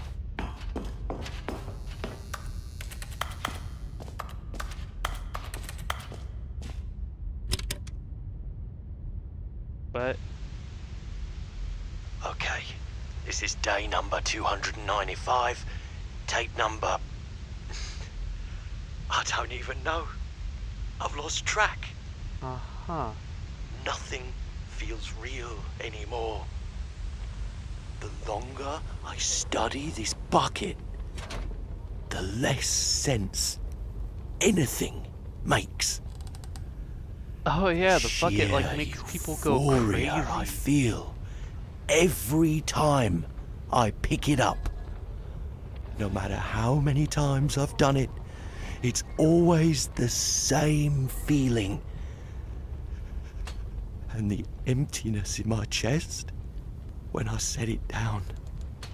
This is very Doesn't odd, make you know? sense. There's no explanation for it. I still haven't figured out why I see the world so differently when this bucket is in my arms. The bucket was the villain all Why along. everything feels so... What do I do with this treasure? I can monetize it. Oh dear. Yes. It's unthinkable the amounts of money people will pay for even just an hour with the bucket. This is my golden ticket. But I have to be careful, because as soon as this gets out, there's going to be a target on my back. He was completely Even insane. now, I don't know who might be trying to get... What's that? Who's there? Caporata. Uh-huh.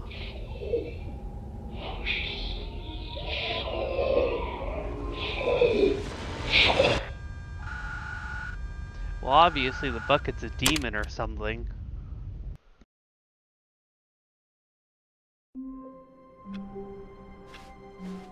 All of his That's the co-workers only were gone. explanation. What could it mean? Stanley decided to go to the meeting room. Perhaps he had simply missed a memo. Actually, what is that normally? I don't think I remember that. When Stanley came to a set of 2 open doors, this was not the correct way to the meeting room, and Stanley knew it perfectly well. Yes. Perhaps he wanted to stop by the employee lounge first, just to admire it. The lounge was sublime, a work of art. But eager to get back to business, Stanley took the first open door on his left. No. Stanley continued forward. Stanley was so bad at following directions, it's incredible he wasn't fired years ago. What is this normally, without the bucket? Stanley had now gotten himself so far off the beaten path that it seemed the office had begun. So far off the beaten path that it seemed the office had begun. What? So far off the beaten path that it seemed the office had begun. What? You didn't think I was actually just a recording, did you? What a silly and trite explanation that would be. All the back and forth between you and me, all the absurd adventures we've been through, and it all turns out I'm just a tape recording? It was all just in Stanley's head. I bet that's the kind of twist you think is revelatory. I bet each and every time you watch a movie where it turns out all to be in the main character's imagination, you must absolutely bolt off the couch in pure shock at the phenomenal and intricate storytelling. It must be so simple to be you. Life being an unending waterfall of That's funny. surprises and delights. How much more exciting you must find the world than the rest of us do. Now I've become sad. Look what you've done to me. This is all your fault.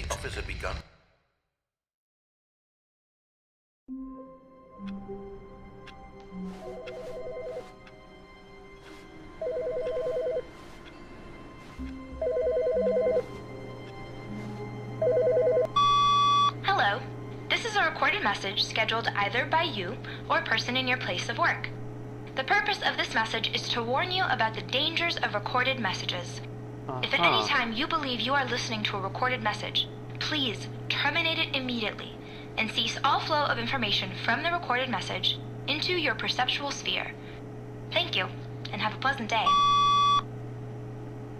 Okay then.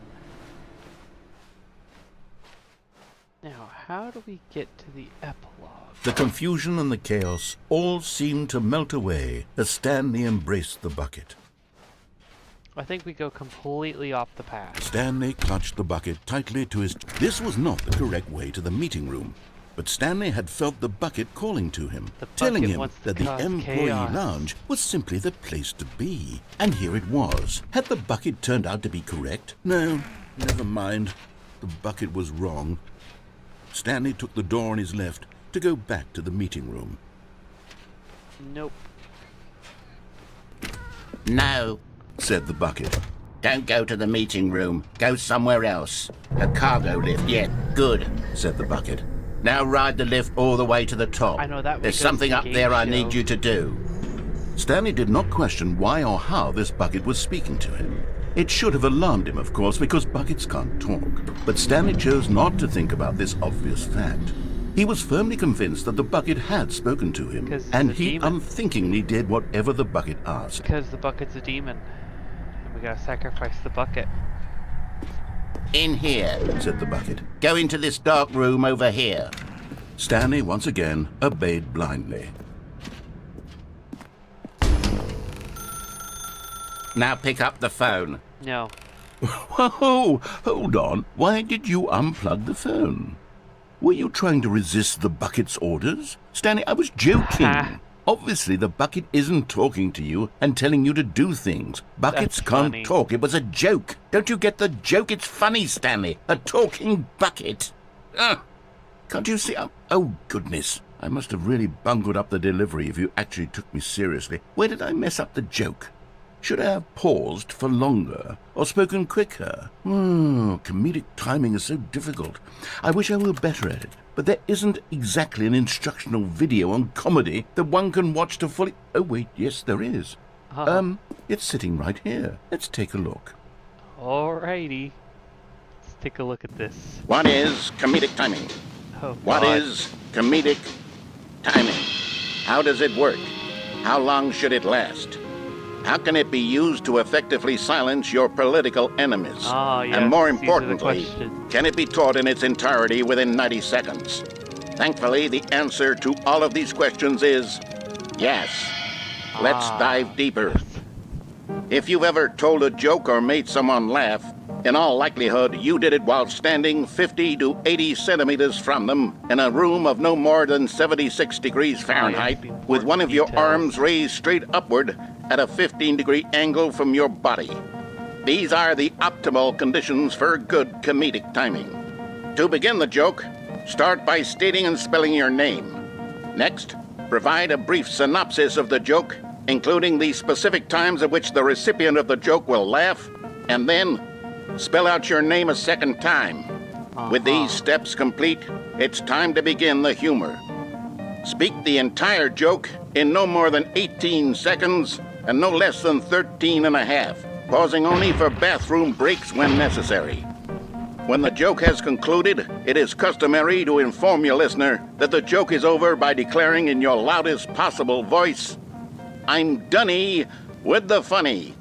Let's practice screaming, "I'm Dunny with the funny" now. No. That's a dumb line. Good. This saying is a perfect example of expectations management, which is the cornerstone of good comedy.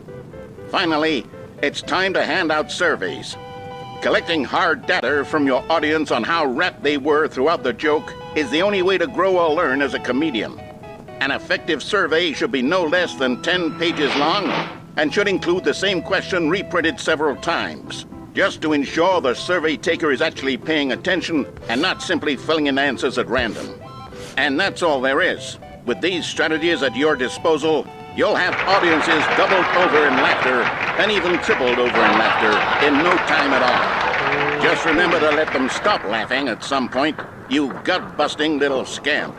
After all, we're each of us needed on the front lines of the war to fight the 12-legged invaders who threaten our very existence and who very likely die in a hailstorm of bullets and mandibles. All of us must be prepared to give our lives to this noble cause, just as our children must do after us, and their children after them. Godspeed, and may Earth reign supreme. Hey, goodness, this video is a little outdated, isn't it? Well, no matter. I think the fundamentals of proper comedic timing are still as relevant today as they were back then. So with that in mind, I believe the only way forward is for us to return to the two doors and walk through all of this again, so I can try telling my story with more appropriate comedic delivery. Come along, let's head back. Okay. Sure.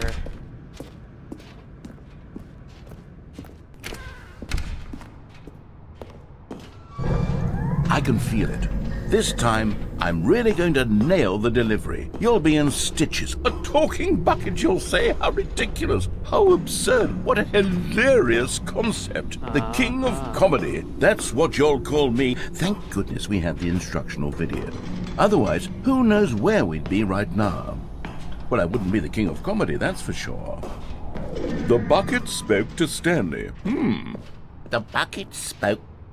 The bucket spoke.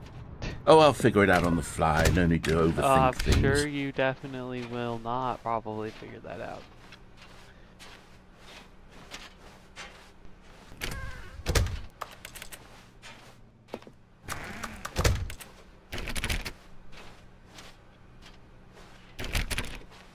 Could have sworn some of these rooms were in a different spot. Alright, give your Here we comedic go. timing. You ready? When Stanley and the bucket came to a set of 2 open doors, they entered the door on the left. No. You were supposed to go through the door on the right, leading back to the phone. Did you not even look at the instructional video? I think this was all covered very clearly. There's no way I can make the comedic timing work now. It's done. The joke is completely done and over. It's all your fault, Stanley. I'm going to be ridiculed in the community of other joke writers. I'm going to be shamed at every one of our meetings from now on. All because you couldn't watch a simple video and take a hint. Are you proud of yourself for bringing me down, Stanley? Are you proud? Oh. Here we go. You ready?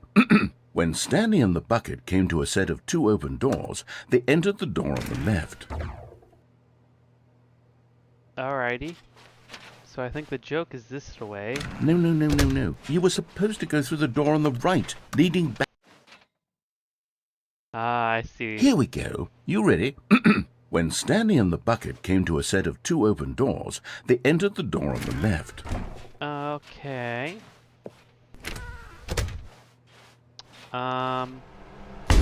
What? We're back at the phone already? No. What's going on? There was supposed to be several rooms leading up to this. There was supposed to be a build-up to this point. A dramatic display of remarkable comedic wit which culminates in this scene with the phone. But now the timing's completely off. The joke will never land. Well, not the way it was meant to. And it's all my fault. I must have forgotten that the phone room comes immediately after the 2 doors room. Ah, yes. Who What could an have forgotten? egregious mistake. I've made a fool of myself. I don't deserve the title of King of Comedy. I'm nothing. I'm not even the lowliest joke-telling whelp. I think I need to go back and rewatch that instructional video again. Yes, surely that will help me improve my... Oh god, please tell me we're not going to watch the whole thing again. Stanley, you love the bucket so much it's like you... it's as though all of your other most prized possessions pale He would in tell comparison. the Yes. joke Well, let me try that again, Stanley. He's trying to I perfect heard his that you are jokes. pale with shame over Oh, how the poor guy. unabashedly in love with a bucket you are. No? Still not? Is it the delivery? Pale with Oh, shame. narrator. Pale with shame. Oh, just stop. Pale. Just stop. What's another word to No, describe a bucket? that's... Oh god, Stanley, no. this bucket is so metal. No. I think I saw it playing guitar. Now you're getting into dad No. joke territory. No. We're getting away from making fun of Stanley's obsession with the bucket, which was the whole point of this. I'm no good at these jokes. I need more instructional videos. That's exactly what it is. That's what will make me the king of comedy again. More instructional videos. Sorry, Leroy, what? Let's see. Oh, narrator. Even now, Stanley's office was a distant memory. What did it look like? There was a computer, perhaps, and a painting. Was it a painting or a photo? He could no longer recall. No matter how hard Stanley looked, he couldn't find a trace of his co-workers. Does he have more random lines to say now? Warmth Okay. spread through Stanley's arms. With the bucket in his arms again, he was home. I wanna get to Stanley the clutched the bucket epilogue. tightly to his chest and entered the door on his left. Oh. Interesting. Okay, let's get to the very end with the bucket. Wait, what?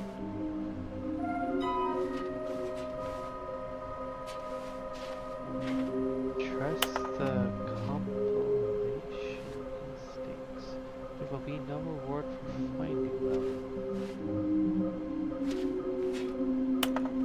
Maybe we are the collectibles. Is there any hints toward where any of them could be? Somewhere both red and blue, nearby a fireplace. Stairs. Something to do with stairs.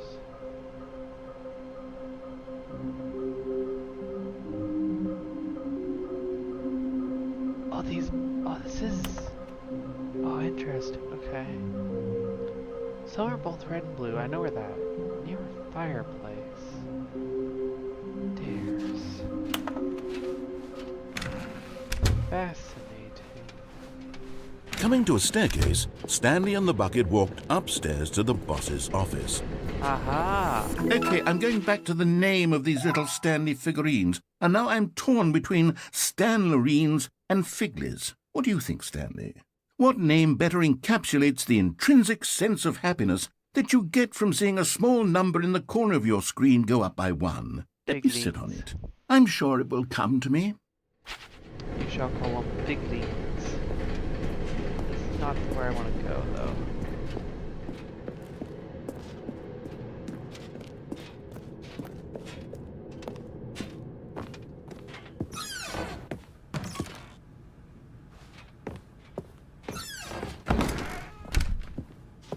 Okay, now we're with the bucket. Stepping into his manager's office, Stanley was once again stunned to discover not an indication of any human life. Crushed by the weight of this revelation, Stanley may have broken down. The bucket did not react. What? Except perhaps a tiny glow of warmth. But Stanley guessed the correct code by sheer luck. Was it that the bucket knew all along? Was the bucket guiding him? Yes, this is certainly the most logical explanation. Aha! You're getting close now, Stanley. You've nearly gotten all of the Figler Anlerines. Very soon, you'll collect the last one. And then the first number will equal the second number, and that will be it. We'll be different people by then. Different in the sense that we used to have none of them. And now we have them all. You can't go back to when you had no Figler Anlerines. Okay, None now of you're us just can. saying completely random names. I don't think you called them the same thing once.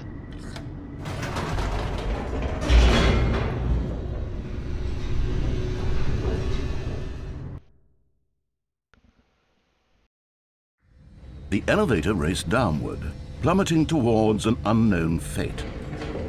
It would be all Stanley could do to keep himself together, if not for the bucket. Soothing him, comforting him, reassuring that in this darkest moment of uncertainty, he would be all right. The bucket is here for you, Stanley. Everything will be fine. I still say the bucket's a demon. Stanley and the bucket walked straight ahead through the large door that read, Mind Control Facility. Yeah. And a push. The lights rose on an enormous room packed with television screens. What horrible secret did this place hold? Stanley and the bucket both wondered to themselves. Ah yes, Bucket, it's all your fault. You caused all this. The monitors jumped to life, and Stanley nearly dropped the bucket in shock. Everyone in the office was being videotaped, monitored like guinea pigs.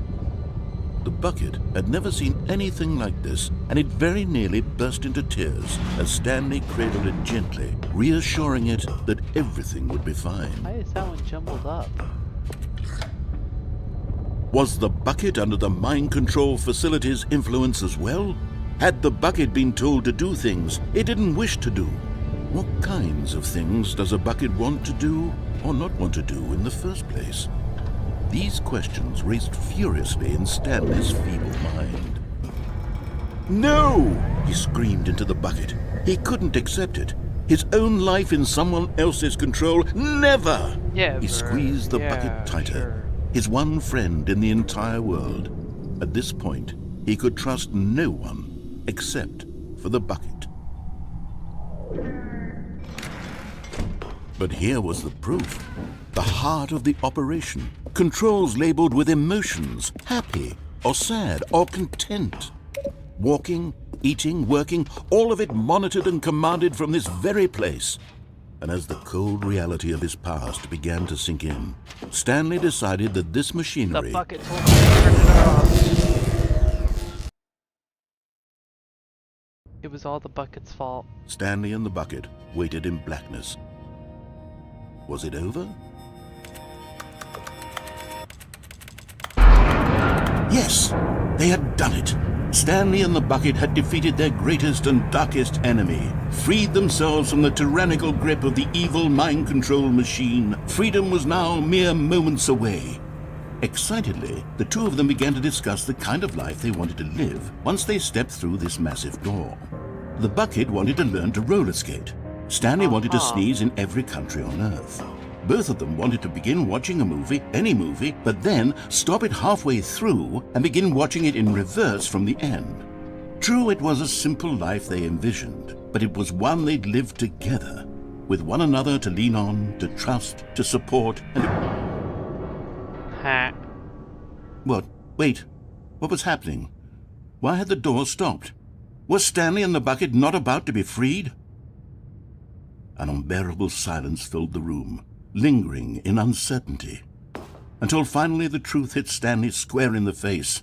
This building did not want the bucket to leave. Even the facility itself recognized the incredible calming presence of the bucket, needed the soothing warmth of the bucket, would go to any lengths not to part with the bucket. No. Stanley can't leave this place, not while he has such a precious bucket in his arms. Not while this building has anything to say about it. Stanley realized he would never again leave this very room. But at least he has the bucket. To be trapped eternally in darkness isn't really so bad, Stanley thought to himself. As long as I have my bucket with me, right? I'll be okay, won't I? Stanley gulped. Very soon now, he was about to find out. Uh-huh.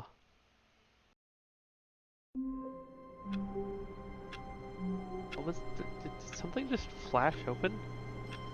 I saw the subtitles.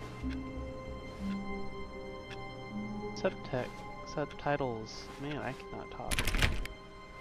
All of his co-workers were gone. What could it mean? Stanley decided to go to the meeting room. Perhaps he had simply missed a memo. Come on. Stanley picked up the bucket and smiled. We're going to the... He'd never be alone again. Not truly alone. Not with the bucket around. There it is again. This hallway seems to randomly appear. Stanley clutched the bucket tightly to his... This was not the correct way to the meeting room.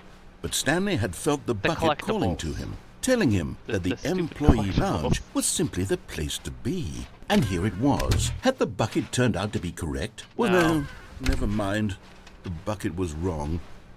Stanley took the door on his left to go back to the meeting room. Nope. No, said the bucket. don't go to the meeting room. Go somewhere else. The cargo lift. Good, said the bucket. Now ride the lift all the way to the top. There's something up there I need you to do.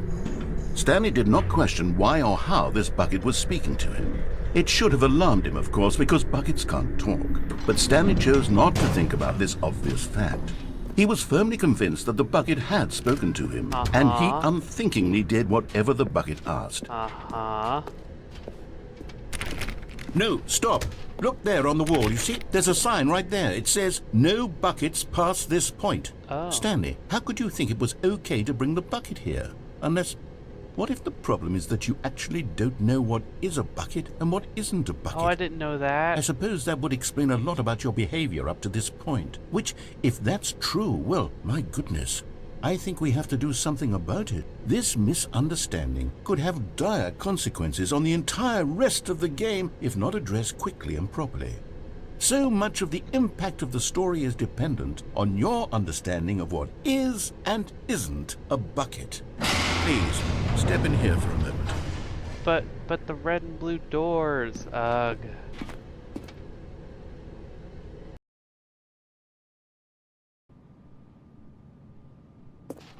Okay Now then, I'm going to run you through some test scenarios, and you'll tell me whether or not the thing I'm showing you is a bucket. Simple enough, right? This should tell us everything we'll ever need to know about what is or is not a bucket. Sure. Okay, let's begin. Item 1. Is this a bucket? Yes. Incorrect. It is a hologram of a bucket, not an actual bucket.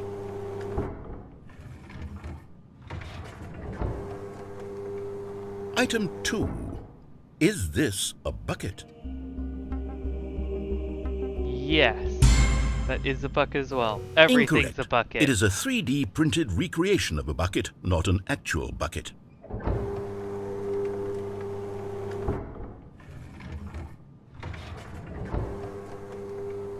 Item 3. Is this a bucket? Yes. Correct. This is a bucket.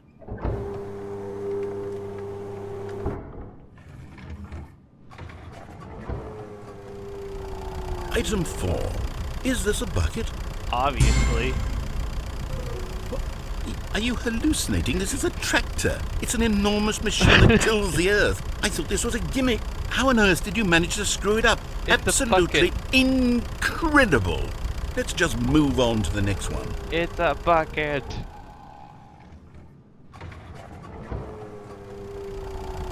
Is this a bucket? Yes. Correct. This is a bucket.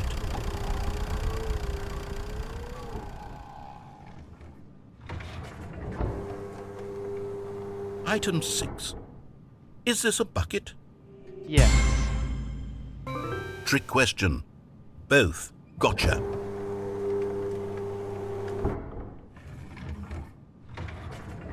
Item... Wait, hold on. I can't find the next one. Let me see. It should be around here somewhere. Yes. Okay, you and I both know there isn't anything here. And I don't appreciate the implication that nothing is a bucket when we both clearly know that a bucket is something, and therefore nothing could possibly be something. Unless, in your twisted mind, have you somehow convinced yourself that a bucket is nothing?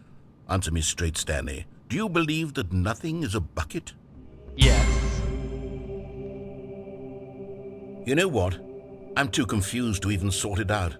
I've lost all sense of perspective. What is a bucket? What isn't a bucket? Mere moments ago I could answer these questions with confidence, and yet now I'm somewhat adrift.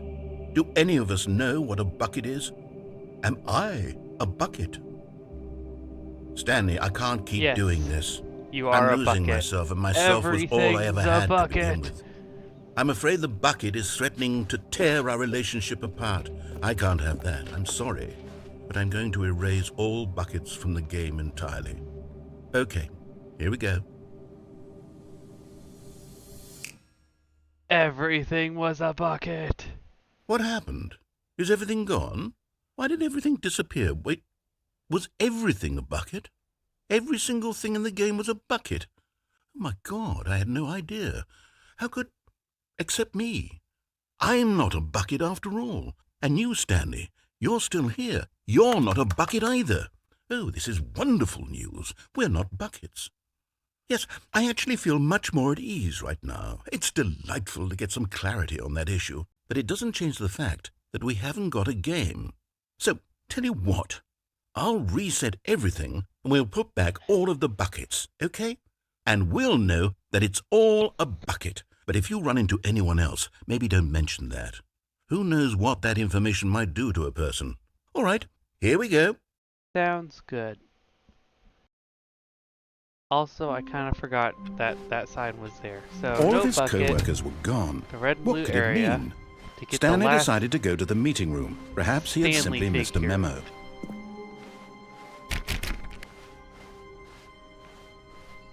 When Stanley came to a set of 2 open doors, this was not the correct way to the meeting room, and Stanley knew it perfectly well.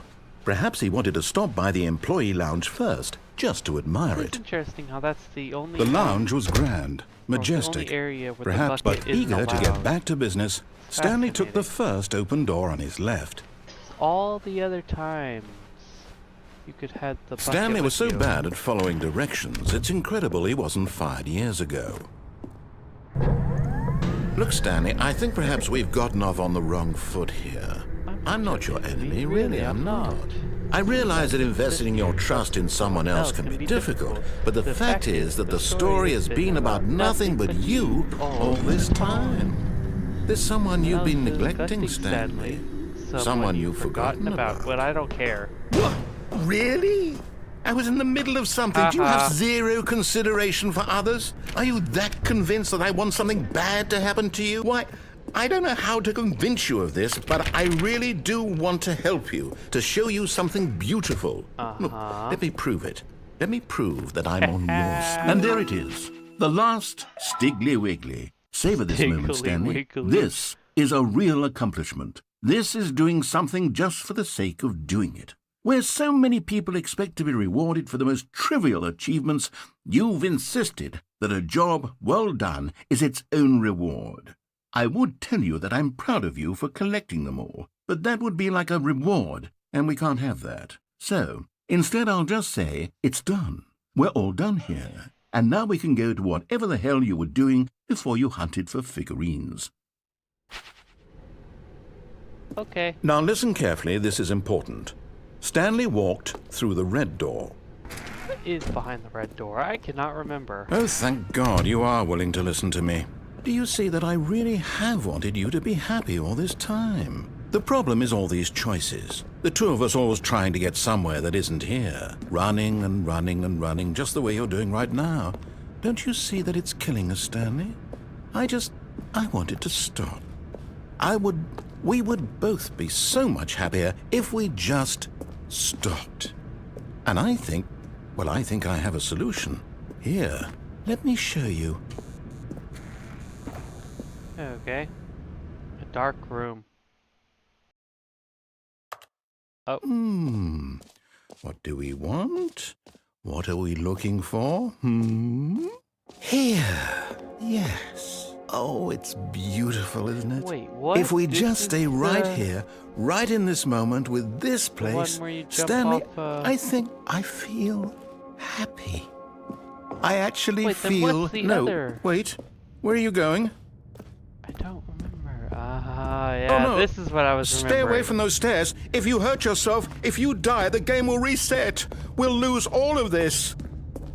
Please, no, Stanley, let me stay here. Don't take this from me. Please, Sorry. Stanley, think... No!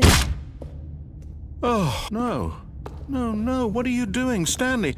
Please, It's I'm the asking only you way, not to take Mr. this away from me. Narrator. I can't go It's back to the what I was only before. way. If you die, we'll both go back. Why are you doing this? It needs to happen, Mr. Narrator. For the Stanley? story. Let's go back to the other... My God. Is this really how much you dislike my game? No, it's That you'll for throw the yourself from this story. platform over and over to be rid of it? You are literally willing to kill yourself to keep me from being happy.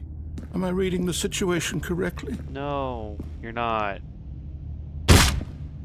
God, how Maybe many you're times just have to getting do a this? kick out of it. I don't know anymore. I just wanted us to get along. But I guess that was too much to ask. It looks like you wanted to make a choice after all. Well, this one is yours. It'll be okay, Narrator. Everything will go back to normal. Is it over? It's going to restart, isn't it? I'm going back.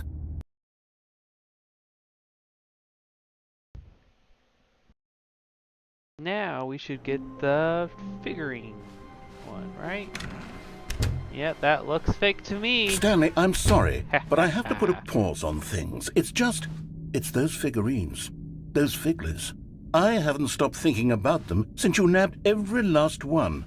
Wasn't it just the most intrinsically fulfilling moment of your entire life? Didn't it fill you to the brim with inner richness? Yes, I know we're supposed to be telling a story, but won't you please indulge me with one more trip back to the memory zone? Okay. I would love nothing more than to revisit the figurines.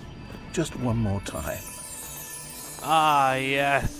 When Stanley found the collectibles, which is literally not that long ago. I think you have an obsession, my guy. Ah, yes, where we found the first Here's one. where it all began. The first collectible. Back then, we had no idea of how many of them we'd find. Sure, it said 6 right there on the screen, but how could we know for certain? We were so innocent. We'll never be like that again, Stanley. Ah, yes. The executive bathroom. Ah. And here was a second Stanlerine. You found this one all on your own, just by poking around in the boss's bathroom. You did that, Stanley. I'll be honest. Back then, I had no faith in you to find any of them, let alone 6. But you continue to surprise me in all sorts of mundane, unremarkable ways. Uh-huh.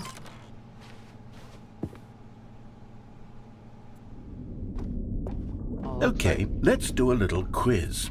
Which of these rooms was the room you found your third mini Stan? Can you remember? I don't remember this one, I guess. That's cool. Hey, that's exactly right. It was here in the warehouse. It was the third one. You picked it up, and then after that, you had 3 of them. I'm glad these moments are so crystal clear in your memory, but I shouldn't be surprised. After all, science tells us that it's impossible to forget your third time doing anything. What is even Let's happening? see, what came next?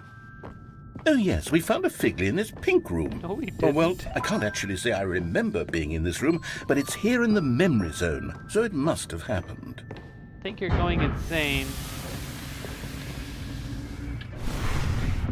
This was the 5th mini Stan, and this one was really something special. It was behind the boss's office. I remember it so clearly. In fact, because this one is particularly special to me, I made a little video to commemorate the occasion. You Enjoy. did, huh? What? What is this, PowerPoint?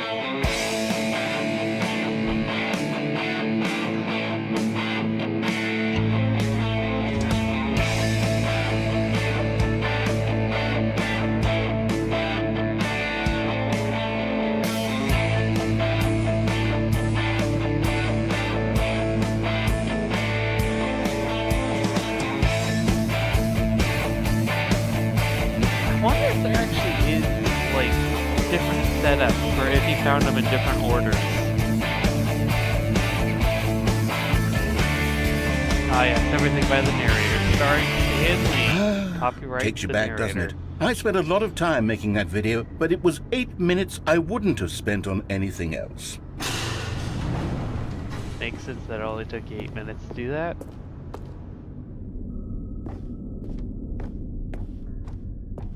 Where are we going now? Oh, yes. And then, Stanley, then we came to the last collectible, the final figurine, right here by the red and blue doors. This memory is the most distinct and clear in my mind, perhaps because it was the one that happened more recently than all the others.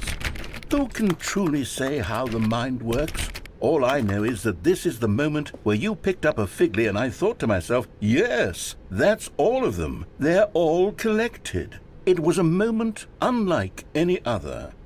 Except for the other moments picking up figurines, which it was exactly like. Oh. So now what, Mr. Narrator? Now we're in the now. You are in the And present. then there was no more, because we've caught up to the present moment. Nothing this is left to a do but move Spaceballs onward reference. into the future. Goodbye, memory zone. Heh. No, I'm not done. I'm not ready to move on. Stop the loading screen. Isn't there some way we can stay here, keep enjoying these figurines? Let's just go backwards. We'll do the memory zone again from the opposite direction. See how that feels. Now you're really just obsessing about them. Okay, yes, the room with the red and blue doors. I remember this. Yes. I must say, of all the figurines we looked at in our initial tour of the memory zone, this one is the most distinct and clear in my mind. Let's keep going, I want more. And here's where I made that video. Don't you remember the video we watched? No, you don't need to play it again. Yes. Thank you, I love Mr. that Narrator. video. That was so... greatest edit ever. 10 out of 10. Still don't remember the pink room, Stanley. Still no memory of this one. Good room, though. A solid room. Ah, Mr. Narrator. These really were a treat to hunt down. You know, if there had been any kind of reward for finding all of these, it really would have neutered the intrinsic joy of collecting them. I'm very glad we resisted the temptation. Next one. Uh-huh.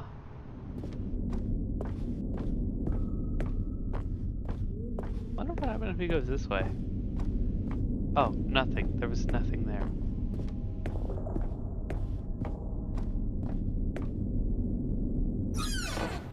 This was our second Figley. Don't you remember? Yes, I remember it too. The past is truly a wonderful thing. Why does anyone ever choose to leave it? Keep going. This is it. The very first one we found in the exhibit where I introduced you to the figurines. Oh, I want more memories, Stanley. I want to keep going. What else is there? What came before this? What do you mean, what came before this?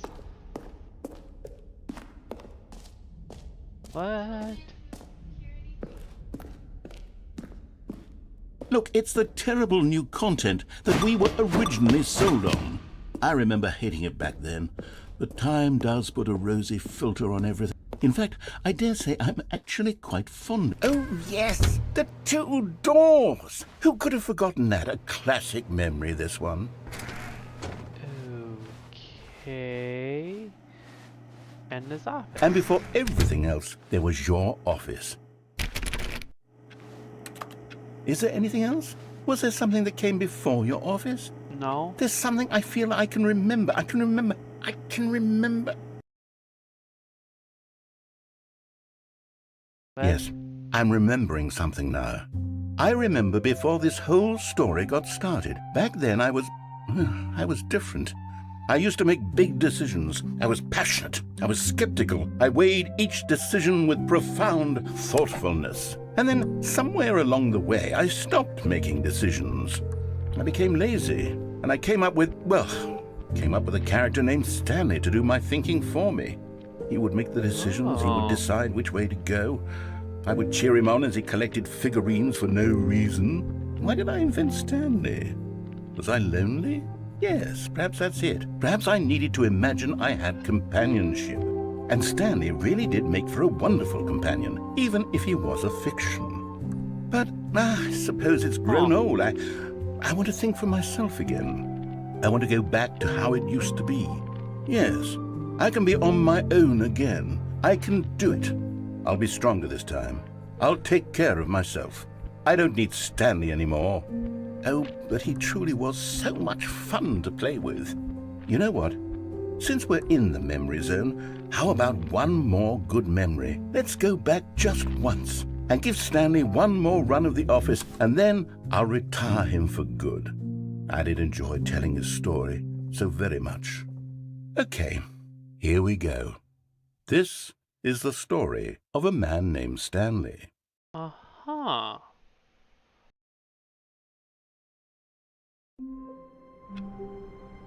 Okay, so if I remember right, the next thing we gotta do is we actually gotta quit and open the game again, and then quit and then open the game again, because we get these like boot up interferences.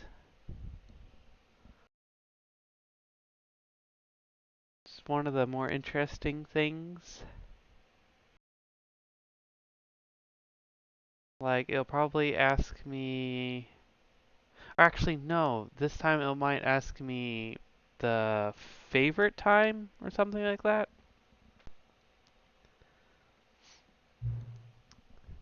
Please enter your current time. except this is the third time I've opened it, so we're gonna put my favorite, which would be, let's say, 12:21. Your favorite time of day. Or could you simply not resist giving me the correct time again? After all, I know how much you enjoy setting the time correctly. Okay, now I'm curious how accurate it is. Let's use another slider to find out.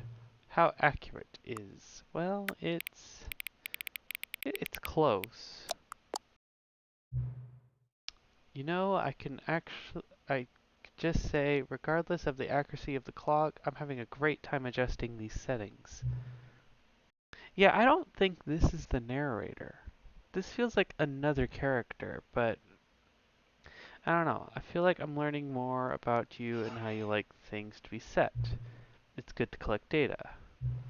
I wish we had more sliders, but we've gone through all the sliders I had. Perhaps I invent some new sliders to give you new data on you. Shouldn't be too hard. Let me whip up a couple new ones up.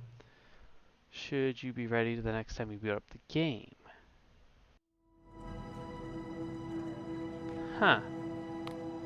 And if we quit and we open it again,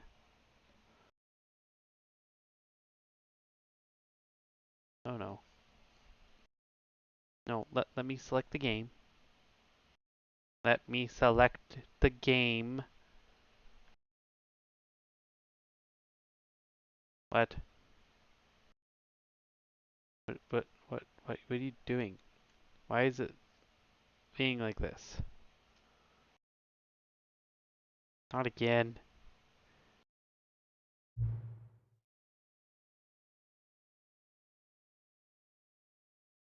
Until the computer's barely okay, come on. Come on. Work with me here. Oh, and it crashed. What is going on?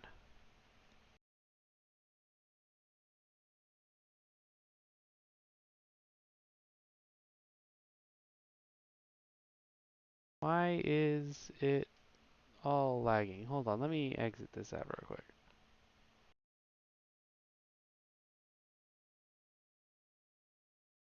Oh, my screen is completely freezing out. What?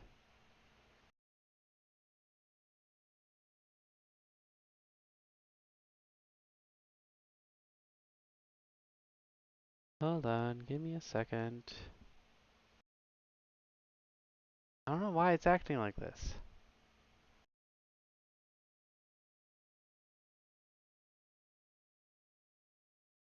That's weird.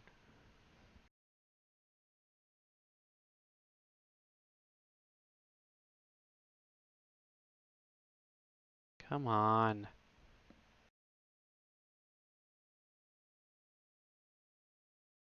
My gosh, can this go any weirder?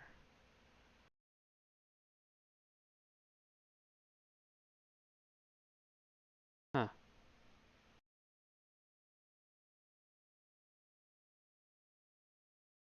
Okay, my computer screen is going just fine, but this screen seems to... Well, maybe if I turn off my monitor real quick. Hold on. Wait, no, that's not the button. How do you... Ah, there we go. Turn it off and back on.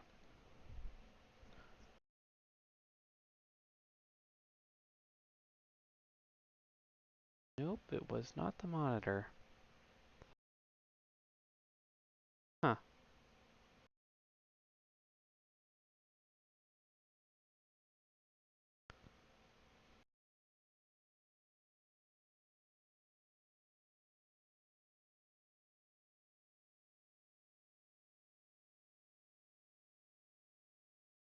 Are you actually gonna work now, or...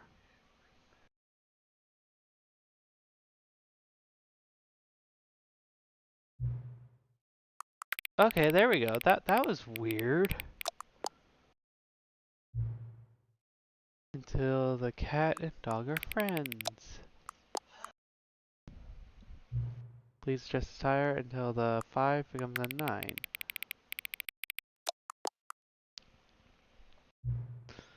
Until you stop adjusting the slider, okay?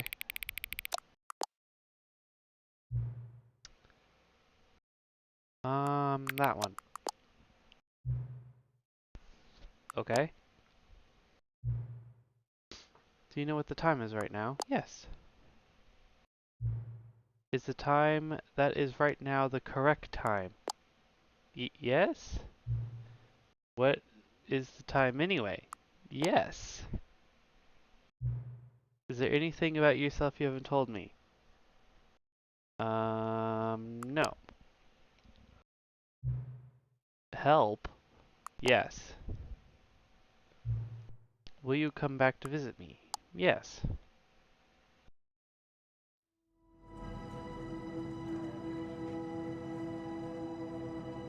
Huh. I think there's more. So if we exit out again and then open up the game again.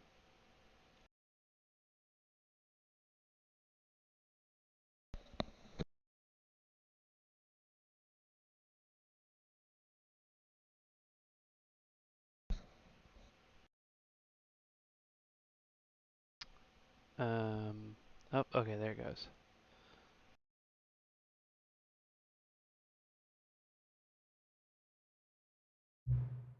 What time is it? Does anyone really, truly know? Of course they don't. Nobody knows anything. You and I don't even know each other. We're like strangers. Sure, I've adjusted all the game settings to the exact specifications, but who hasn't? It's just what I do, like a day job. And now the job is over. There's no more information for me to gather. I've collected all the data on you that I can, and still don't really know you. And you don't know me. And neither of us know what time it is. I guess some settings are just unsettable. If I'm being totally honest, the clock doesn't do anything in the game anymore. Anyway, you won't have me here when the game restarts next time, but that's okay. Video games aren't meant to be played alone. You like being alone, don't you? That's been the only information I really learned about you. Well, it's time for me to leave. There's still one more setting I need to adjust that may take a little time before I'm ready for that. It's not really my job description, but that's okay. Perhaps you'll see me again if you can find me. Talk soon. The epilogue! There it is!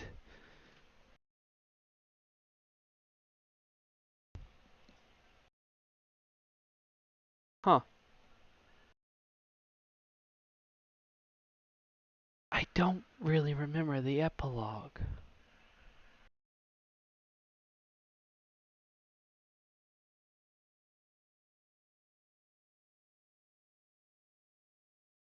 Many, many years later.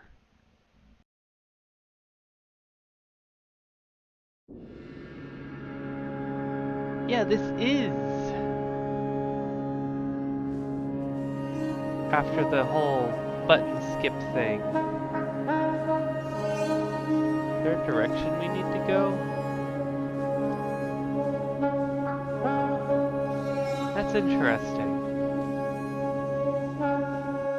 Oh. Oh, we made a fire. I guess there's something.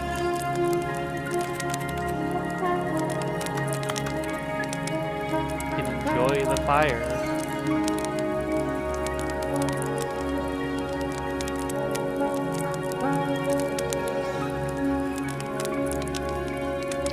Yep, that sure is a fire. Oh.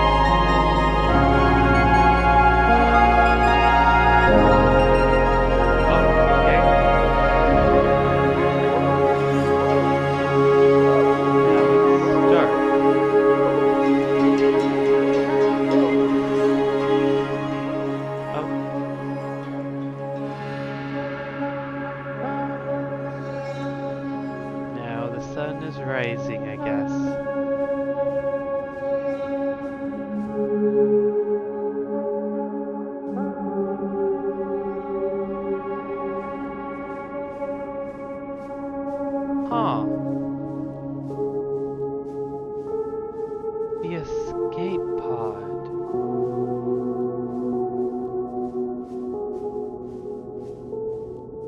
Interesting. So is the bucket here? The bucket's here. Huh. The original bucket.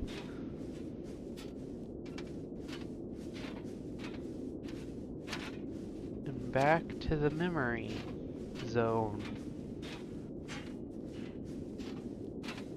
At least I think that's what it's called. The Stanley Parable 2.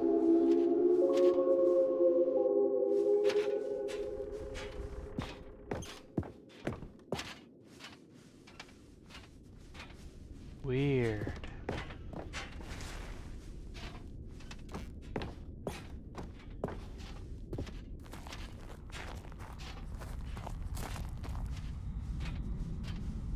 Uh-huh. Stanley Parable 2. Like so many, I enjoyed my time with the original Stanley Parable. Uh-huh. What's down here? Stanley Parable developers. No more spin-offs, no more sequels. The Jim button! Jim. Yeah, Jim!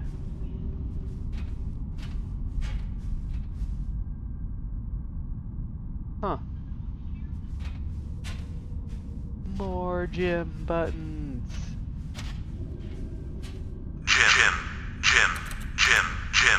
Jim.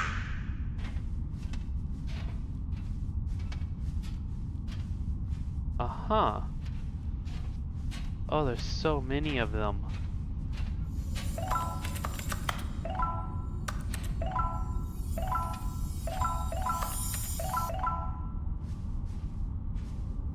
Uh-huh.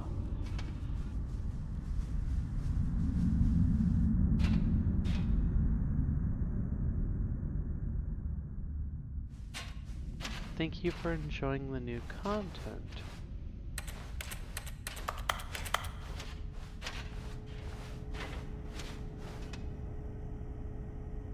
What?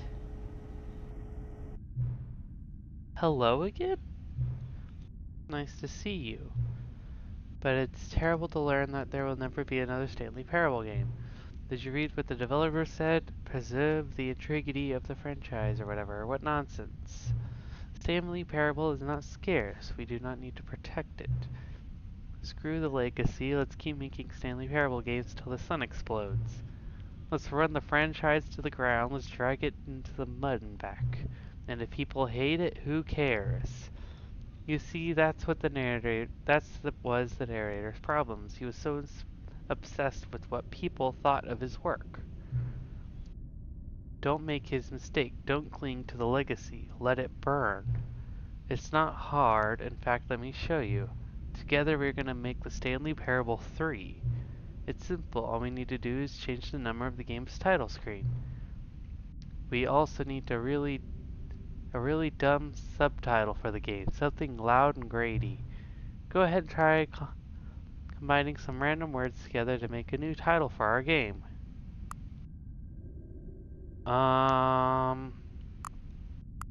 In search of human condition. Chemicals. Oh, no. It's absurd. I love it. Every time you start the game, we'll advance the number of the sequel by 1, and then we'll pick a new subtitle. That way, the Stanley Parable will never end. And nothing in the game itself would change when you do this either. Adding more content sounds like work. No need to do that. Huh. What do you say? Should we go forward with this plan? I like it. Yeah, let's do it. A new sequel every time you start the game. And you know what? Since you've put faith in my idea, I feel like giving you something as well. You see... Oh yeah! Of course not. He'd never expect him to know that. It's been bothering me. Let's fix it. Alright there, the achievement machine is all fixed. You see, I'm on your side. We're in this together. We're gonna keep this train rolling. Stanley Parable cannot end. It will only spiral into itself forever. I must keep the wheel turning. I'm ready. Uh-huh. Please enter the current time. God dang it.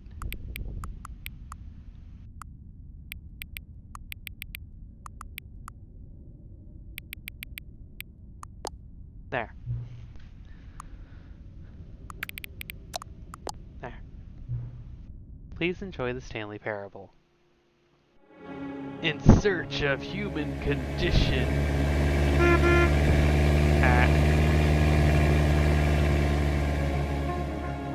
Nice. I think there's one more thing I want to do.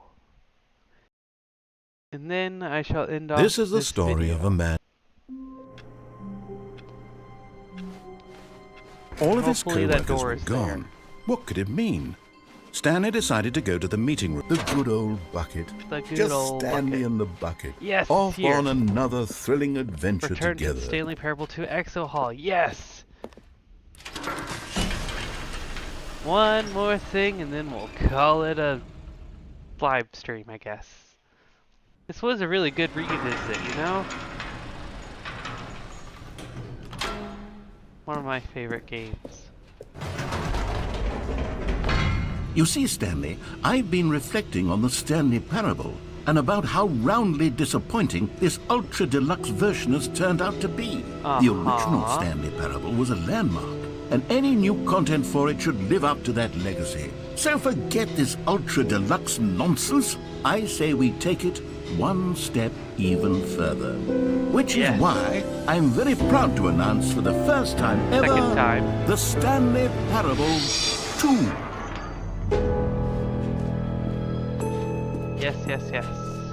Very exciting Yes, you stuff. see, isn't this far superior to a measly re-release with a few minor additions? Think of all the new territory we'll cover with a fully fledged sequel. An entirely new experience, built from the ground up. Why, there are so many possibilities. It could go in so many different directions. This is what fans have truly been asking for. Yes. Now, to be clear, I haven't quite nailed down what exactly the Stanley Parable 2 is going to be, but let's take a look at some of the features I've been developing for it. I Sounds figure good. that if I can loosely organize a handful of interesting concepts, that surely the game will sort of naturally spring up around them. Here we are. Go on, try out some of the new features.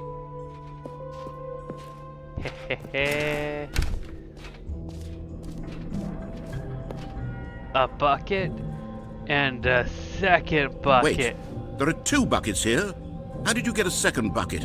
Oh no, the warmth and comfort of a single bucket is already so great, so intoxicatingly wonderful. With 2 buckets, there's no telling. Stanley, can you still hear me? Are you with me? Oof. Stanley! Oh, thank God, I didn't lose you. Stanley, the power of 2 buckets was too much. I had to destroy both of them. I know how much the bucket meant to you, but I couldn't take the risk. I hope one day you can forgive me. Alrighty, well, I think that will be it.